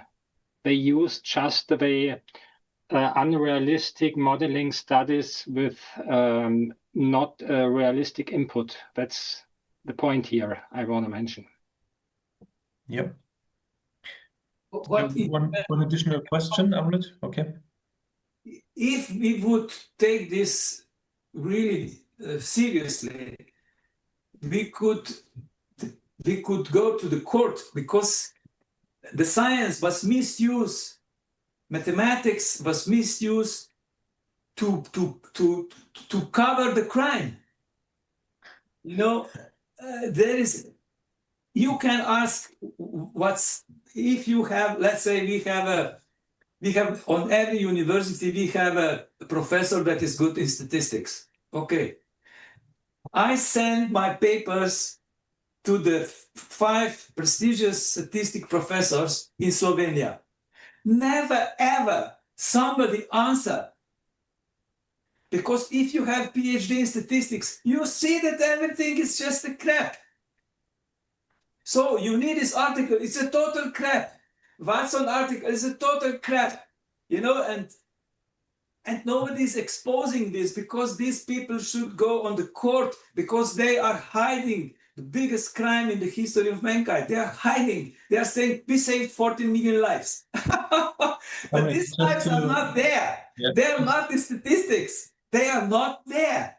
Just to add, we in Germany we had some mathematical professors from different universities. They tried, and then Max Planck Institute and other institutes coming and saying, "Oh, there's a small mistake. There's a small mistake." So that is just to tell you, even if professors are saying this is a fraud or this is not correct, they try to push it away. And so, yes, of course, it is one argumentation we need in front of the court, the numbers, and we did already. So Tom Lausen, for example, is here with Professor Reitzner, Professor Kubantner, Professor Dierich, and Professor Konstantin Beck from Switzerland. So they are all connected in my book also. So I'm well connected with them. And it is, as you said, the numbers are clear, but they have no effect on the political decision makers. So I think the problem is behind that. But yes, we have to move on. There are other hands on it. Alexander, please. Yes, hello everybody. Thank you that I'm allowed to ask questions. I'm Alexander from Austria, and today I'm reporting for the news outlet Heinz.media from Germany, but I will also share to other news outlets anywhere in Europe. So I don't like unilateral talks among people who think the same thing. And since I think a lot like all of you, I let my questions prepare by someone who doesn't. And this is an artificial intelligence. Actually, I used ChatGPT, told it about today's conference, and let it prepare 6 questions that should hypothetically reveal that all of you are unserious and cannot be trusted. The first question of ChatGPT goes to Peter McCullough. It says, if vaccinating during a pandemic causes more viral mutations, how do you explain that variants like Delta and Omicron emerged before mass vaccination campaigns began, and that countries with higher vaccination rates, like South Korea and Portugal, saw fewer new variants afterward? Yes, difficult question. GPT posed. Can I? Yes, please. Mm-hmm. Okay, so when we initiate our campaign against the amendments to OMS regulation, you know, the IHR, and we went to ChatGPT at the very early beginning, he explained all the things that we were saying, everything everything we were saying was told by ChatGPT. So the ChatGPT was perfectly aligned with our thinking. Then, because maybe we were the only one giving this information, even the mainstream didn't speak about these amendments. Now, if you go to ChatGPT, of course, change the story, because many people start to think to speak about. So I don't know if I made myself clear actually, but ChatGPT harvests what is the most popular thinking. Is the popular thinking was from one side, ChatGPT report one that one and not the other one. So okay, that's what I wanted to give my experience. Okay, thank you. So, Dr. Ross, is it for answering this question, please? Who is Dr. Ross or? Well, yes, I was only going to say to Alexander that for Omicron, that variant came in long after the vaccines were rolled out in UK. I don't know about other countries. Yes. And I heard Bill Gates actually saying that Omicron was the best vaccine out because, of course, it was giving people lots of natural immunity, and it was the worst for his profits because it made people think, do you know what, we don't need to get vaccinated at all. Delta, I think, in the UK came in just around the time when the vaccines were first being rolled out. And our death rates in autumn 2020, not surprisingly, death rates always go up for viral illnesses in the autumn. And it started going up for COVID, as you might have expected. You looked at the shape of that curve coming up. And then suddenly it did a very acute rise. And that was at the time when the elderly were first getting offered the COVID vaccine. And one of the big problems for us was that they counted you as vaccinated only 2 weeks after your second dose, that you were then fully vaccinated. And in many of the studies up until that point, the results were included as unvaccinated, which wasn't true because you'd had your first dose.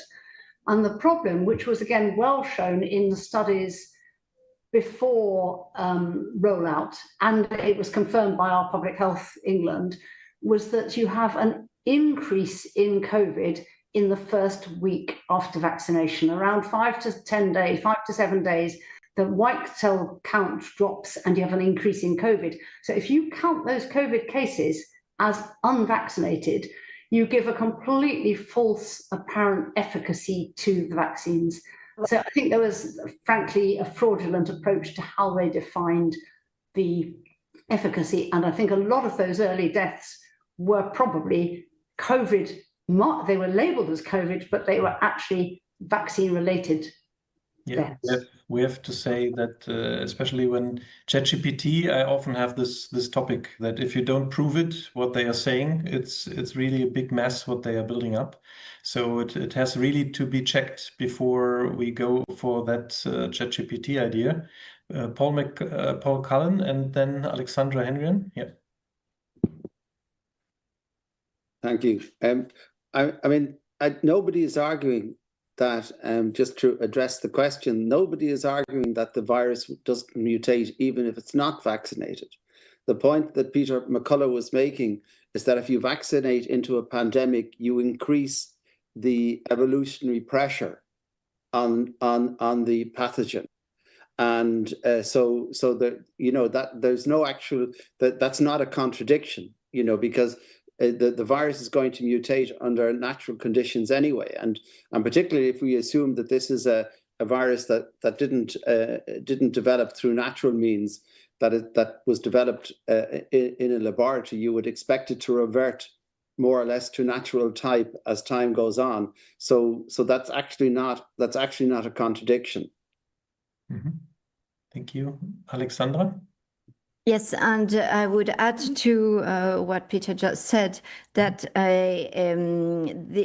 one of the reasons those variants changed completely the nomenclature of the variants changed was because we wanted to hide from which country they came from.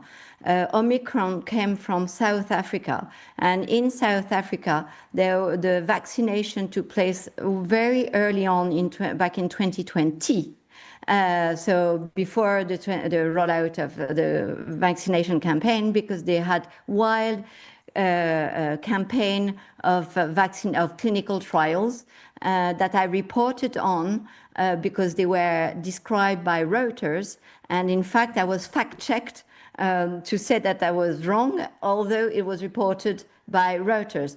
And each time there was a variant, it was in countries that they already had campaign of whether clinical trials, so-called, and so the pressure, what we see about, what we know in science about the pressure and the appearance of a variant did occur. Thank you. So we go to the next question. Alexander, is it, I think because of the time, we are now at 5 o'clock. Alexander, you have another additional question, and then we have Françoise and Amrit, okay? And then let's... Okay, so I will limit myself to 2 more questions, which I believe are the crucial ones. First question, to anyone who wants to answer it. Your conclusions diverge sharply from over 1,000 independent studies and every major health association worldwide. What specific methodological flaws do all of those groups share that your analysis don't? Okay. Which analysis? All our analysis? About the mRNA safety.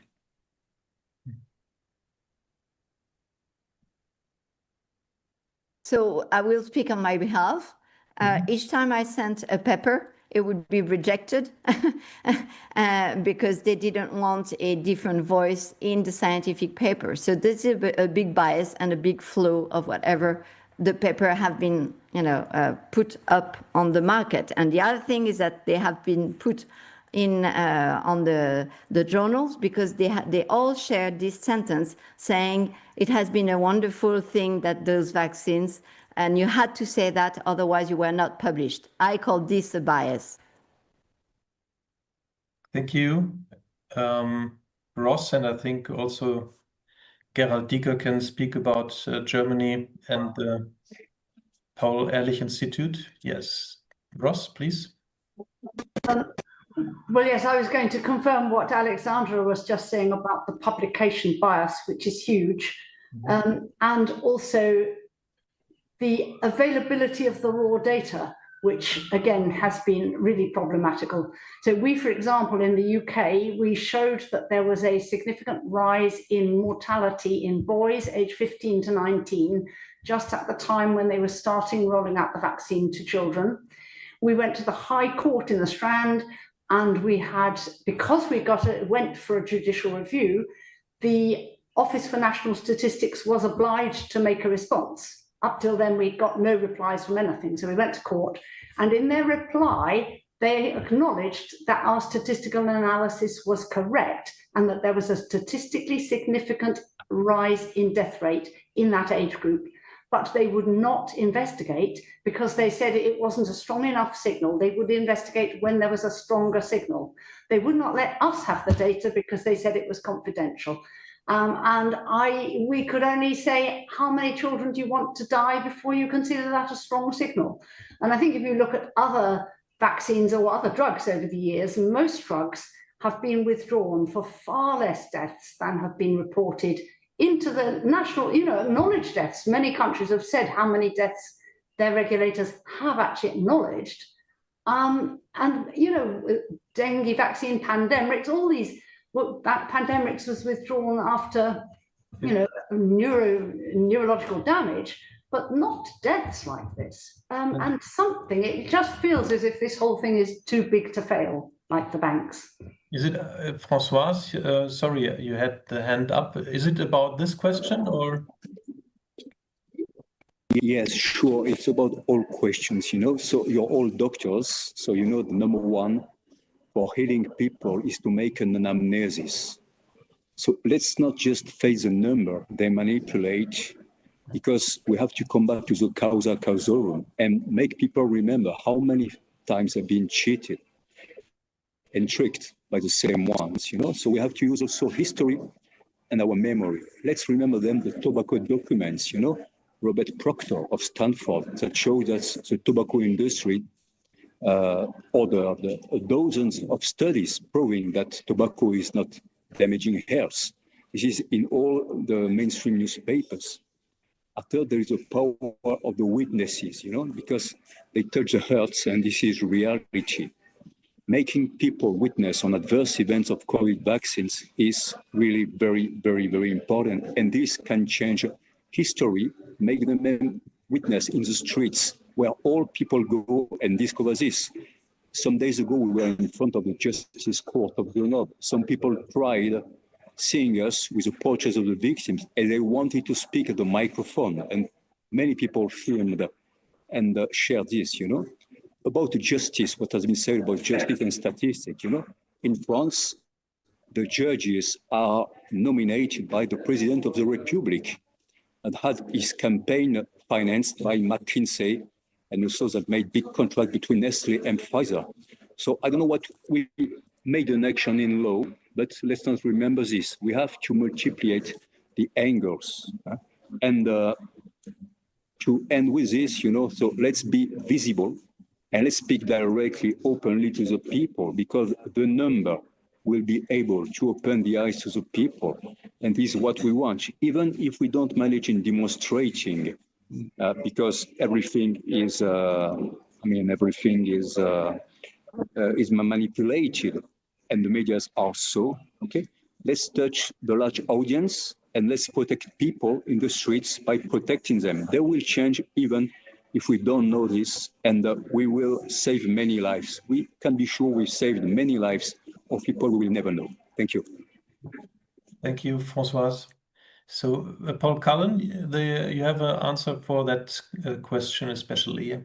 Just, I mean, we know, for example, from the protocols of the Robert Koch Institute in Germany, which is the NIH of Germany, a whistleblower released the protocols of the scientific body that was advising the government during the entire Corona episode. And it turned out that the expert scientists working for the government internally were saying the same things that we were being criticized for when we said them publicly. And we know this as a fact. So you know, there's such a tremendous bias on particularly the Lancet, New England Journal of Medicine. Really, the pillars of scientific publishing have been proven to have published a number of fraudulent papers. You know, there was this Surgisphere thing very early on where the data from Africa was completely faked, and that was published in the Lancet. It was published in the New England Journal of Medicine. You know, and even months, the journals resisted for months retracting papers like this. So what we actually have is a crisis of science and a crisis of scientific and medical publishing. And this makes, you know, so actually the well of scientific knowledge has been poisoned. And this is actually what we're facing right now. So you know, in Germany we have the whistleblower who produced the protocols from the Robert Koch Institute, but it's the same in every single country. So the problem that we're facing here is a much deeper problem than just the COVID problem. It's a problem, you know, how do we know what data we can actually trust from what is being published? Because these journals, particularly the most important journals, have been shown to have been fraudulent, you know, and not just once, but several times, and not just a mistake, but systematically. So I think that's the nature of the problem that we're facing. Mm-hmm. Thank you very much, Professor Cullen. So next question is from Amrit. Please, a question as journalist. I would like to answer this last question.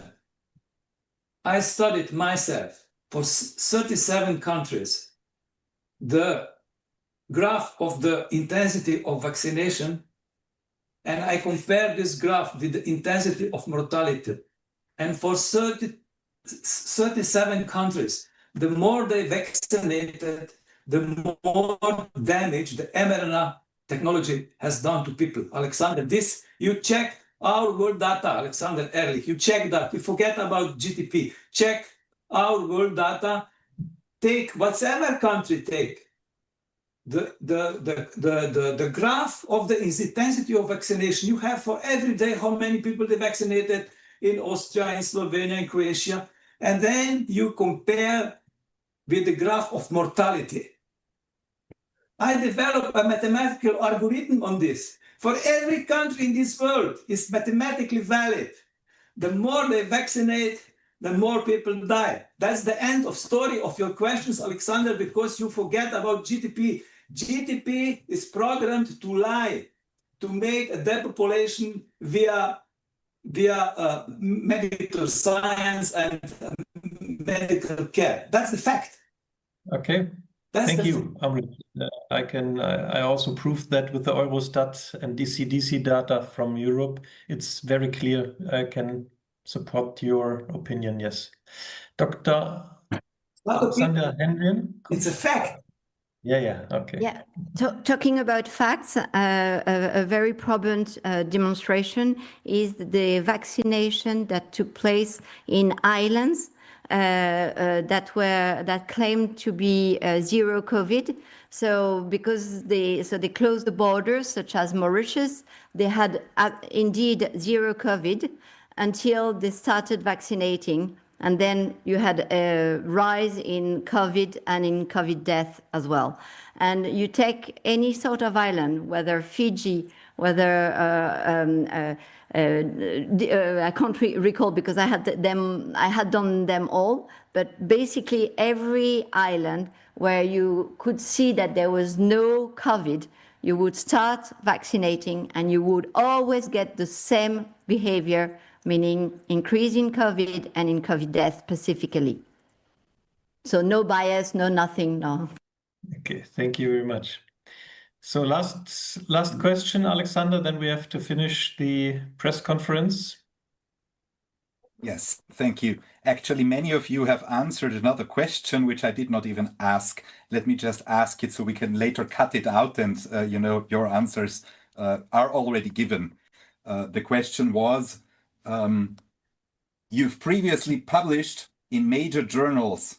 Have you submitted your recent vaccine safety analysis for peer review in comparable outlets? And if not, why not? This question is already answered. I just wanted to have it here to cut it later. Yes. The last question, which is not answered. What kind of evidence would change your view on mRNA safety? Is there any way that could potentially make you change your mind and recognize it as a safe and promising technology? Thank you for the question. It's a good question. Any other comments from someone?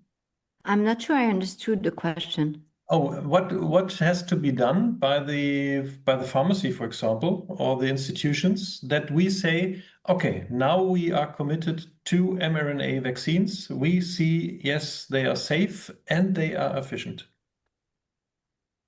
effective. I think we would all have desperately wished to be wrong.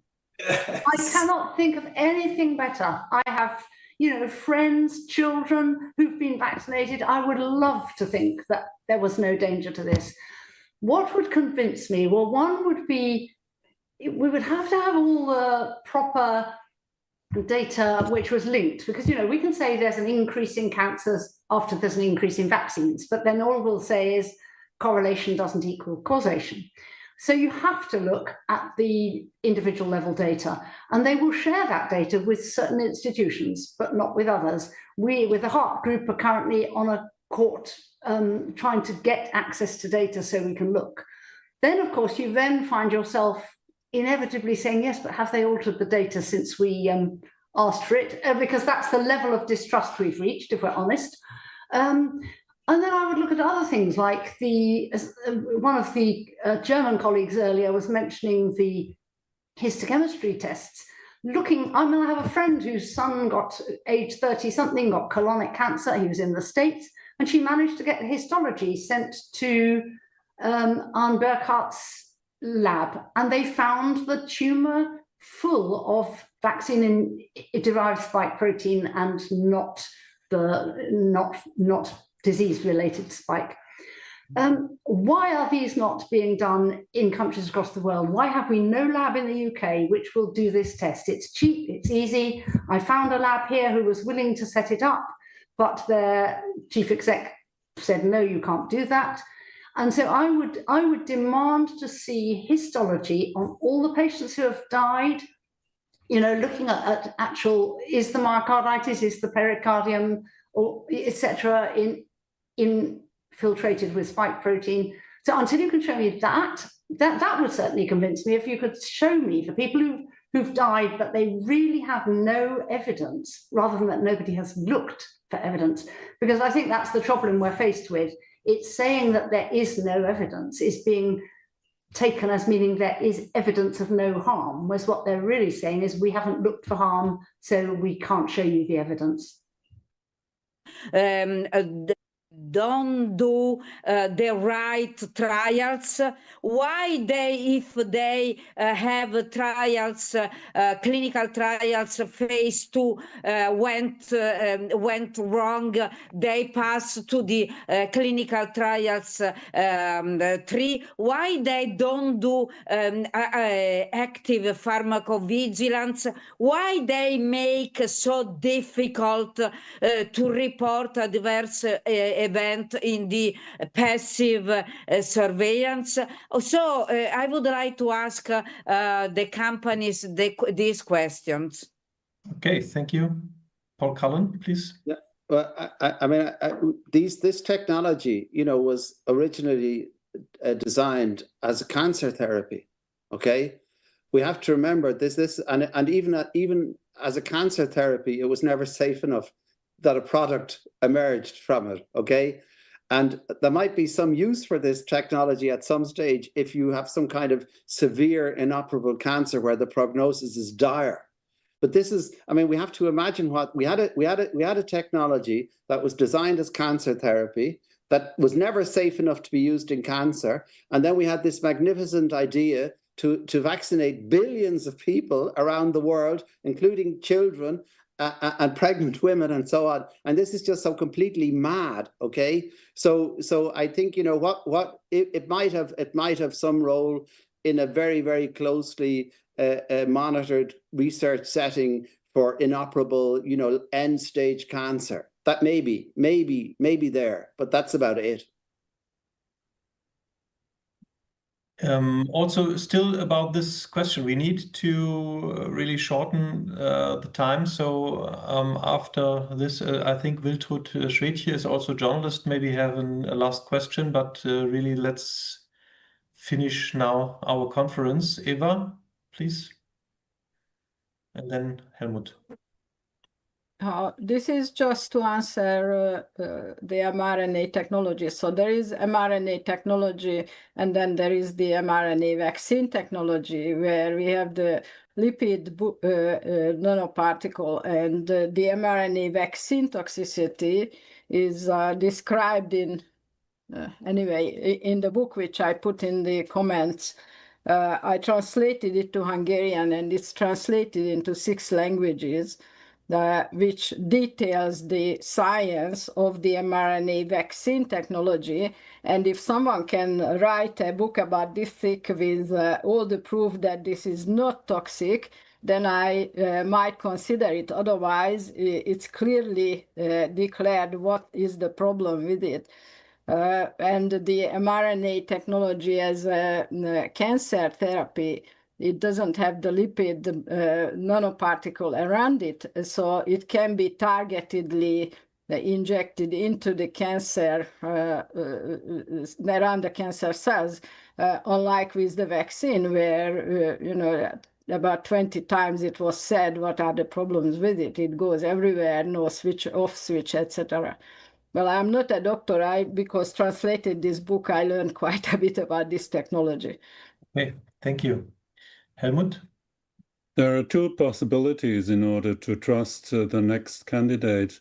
One is to do as we did with the anti-COVID compounds, namely do not any animals and experiments in animals and go into man and see what happens. This we have already done. We shouldn't redo that. But if we had done the whole program and in the right species with the right doses and the right length, then we could have foreseen or discovered practically all the side effects that we have seen now in man. So let's do the right experiments in the right animals. There is need of a great brainstorming before. They did just do simple experiments in order to get off the hurdle to the market. So this is not the way of doing it. Let's use the animals because the animals are there and we can use them and they can give us answers. Okay. Christina and Gerald?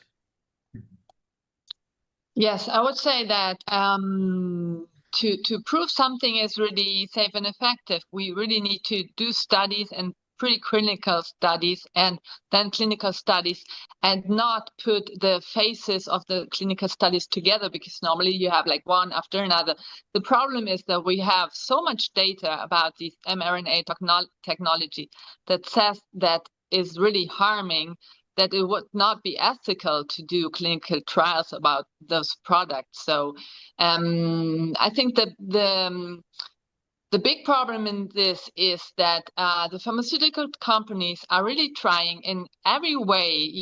We've talked about that legally they are vaccines, but actually from the biological mechanism, they're not vaccines. They should be doing all the procedures as pharmaceutical products like normally it should be done. But of course, it costs a lot of money. So they try in every way to not do all the trials that they should do to prove something safe and effective. So we really have a big problem in this, and this occurs also other pharmaceutical products. So it's not only these vaccines. It's in a lot of products that we really need to be critical about the studies that they present us. Thank you. Gerald? We should keep this interesting question in mind for our discussions with politicians, and we should switch the question into, well, what could politicians convince that mRNA vaccines are dangerous, especially because they don't want to listen? Yeah, and to add, that's why we did the moratorium like we did. We have 4 pages and there are 14 theses. So if this is positive answered, so we would say, whoa, okay, now it's clear, it's safe and it's effective. But any of these questions is answered negatively. So, and we are saying, okay, we have data about it. We would like to understand the other data. Let's come together, share our numbers, share our mathematics, share our knowledge about biological process, molecular biological processes. And then we have a compromise or find out the truth. Let's see. But we cannot see this dialogue. So we have to, on the one hand, be with the people, as we already heard here, to tell them how dangerous it is. On the other hand, we have to go to the politicians and also to the scientists to get more and more scientists that they know. But to be honest, it is a big surprise for me that the evidence is so high and so less people want to know about it. So that is the problem. But of course, we are still open, really open for other and new knowledge we would share. And there are good studies also that are giving other hypotheses And we have to go deeper into the numbers. That is the result, what we have seen. So last question from Wiltrud, please. Yes. First, my name is Wiltrud. I'm a German journalist living in Spain and writing for the Swiss media platform Transition News. And first, I would like to say that it was wonderful to have you, to listen to all of you, because due to my work, I know that this fight against this crime against humanity is going on worldwide already years. And but it's great to have you all in one space. So thank you, MWM, for that. And I would like, this is a general question, because now it's already more than 5 years that we are running against walls. What is your personal motivation that you still carry on? Thank you very much. Good question. And I think here a lot of people who wasted their time, not wasting their time, but they took their time for it. So who would like to answer?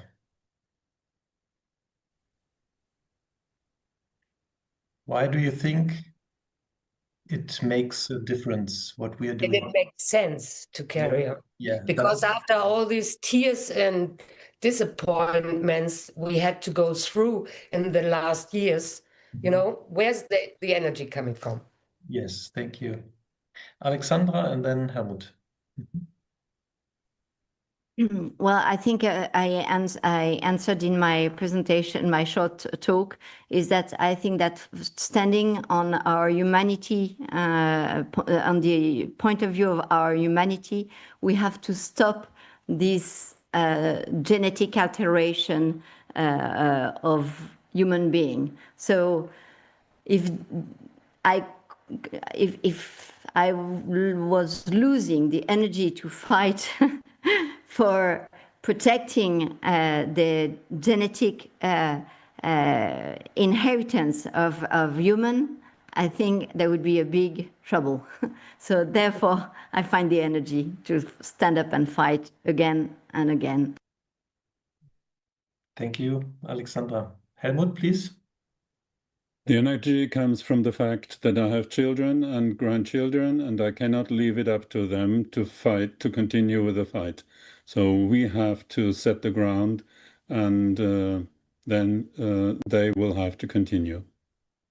I would say the same. You cannot unsee what you have seen. And it is, you know, there are days when I think we just all want to go off and forget about this and just go on a long holiday or something, but I can't. I think we have to carry on, and hopefully we are winning more people around. I think many more people are realizing that they have been duped, and it's easy to be fooled. It could happen to any of us, I think, but it's how we reach out and help people to understand the seriousness of what's going on. Yes. Thank you. Finally, truth will win. With Contagan, thalidomide, it took about 4 years, and this time it will take about 6 to 10 years, I would guess. Thank you. So from my side, I can say this for me. Why are we humans here on Earth? Why is I'm a person that says I have a soul. So then it's depending on if they take the body, okay, but we have to save really humanity and the human genes, and it's a war against artificial parts. So we have to stay with humanity, and therefore there's no alternative than to do it. Because when this mRNA vaccines are coming in this row, how they are planning it, it is really has a big impact of humanity at all. And therefore, we have to move on and to find more people that are supporting that. So we come to the end with our conference. Thank you very much. It was a fantastic event. It is the highest threat human mankind ever has faced. But the good message is everyone can do something against it now before it is pushed into markets. So subscribe to Stop mRNA Vaccines on mwm-proof.com. So there, just give you, that is the easiest way to give your subscription to your signature. And others, if they want to support, really to support by communication, be if you have influencers, if you know about how to share the knowledge in social media or somewhere else, please let us know. And I would like to thank all helping hands of the co-organizers from MWGFD in Germany, the International North Group, the World Council for Health, the Gesellschaft for Health in Austria, and my team from csmedicus.org that all helped very much to make this possible here. So we wish you all a wonderful evening, night, or morning, depending on your continent. So thank you very much for being with us. Thanks a lot. Bye-bye. Thank you. Thank you. All the Thanks, best. Thank you. Bye-bye. Bye.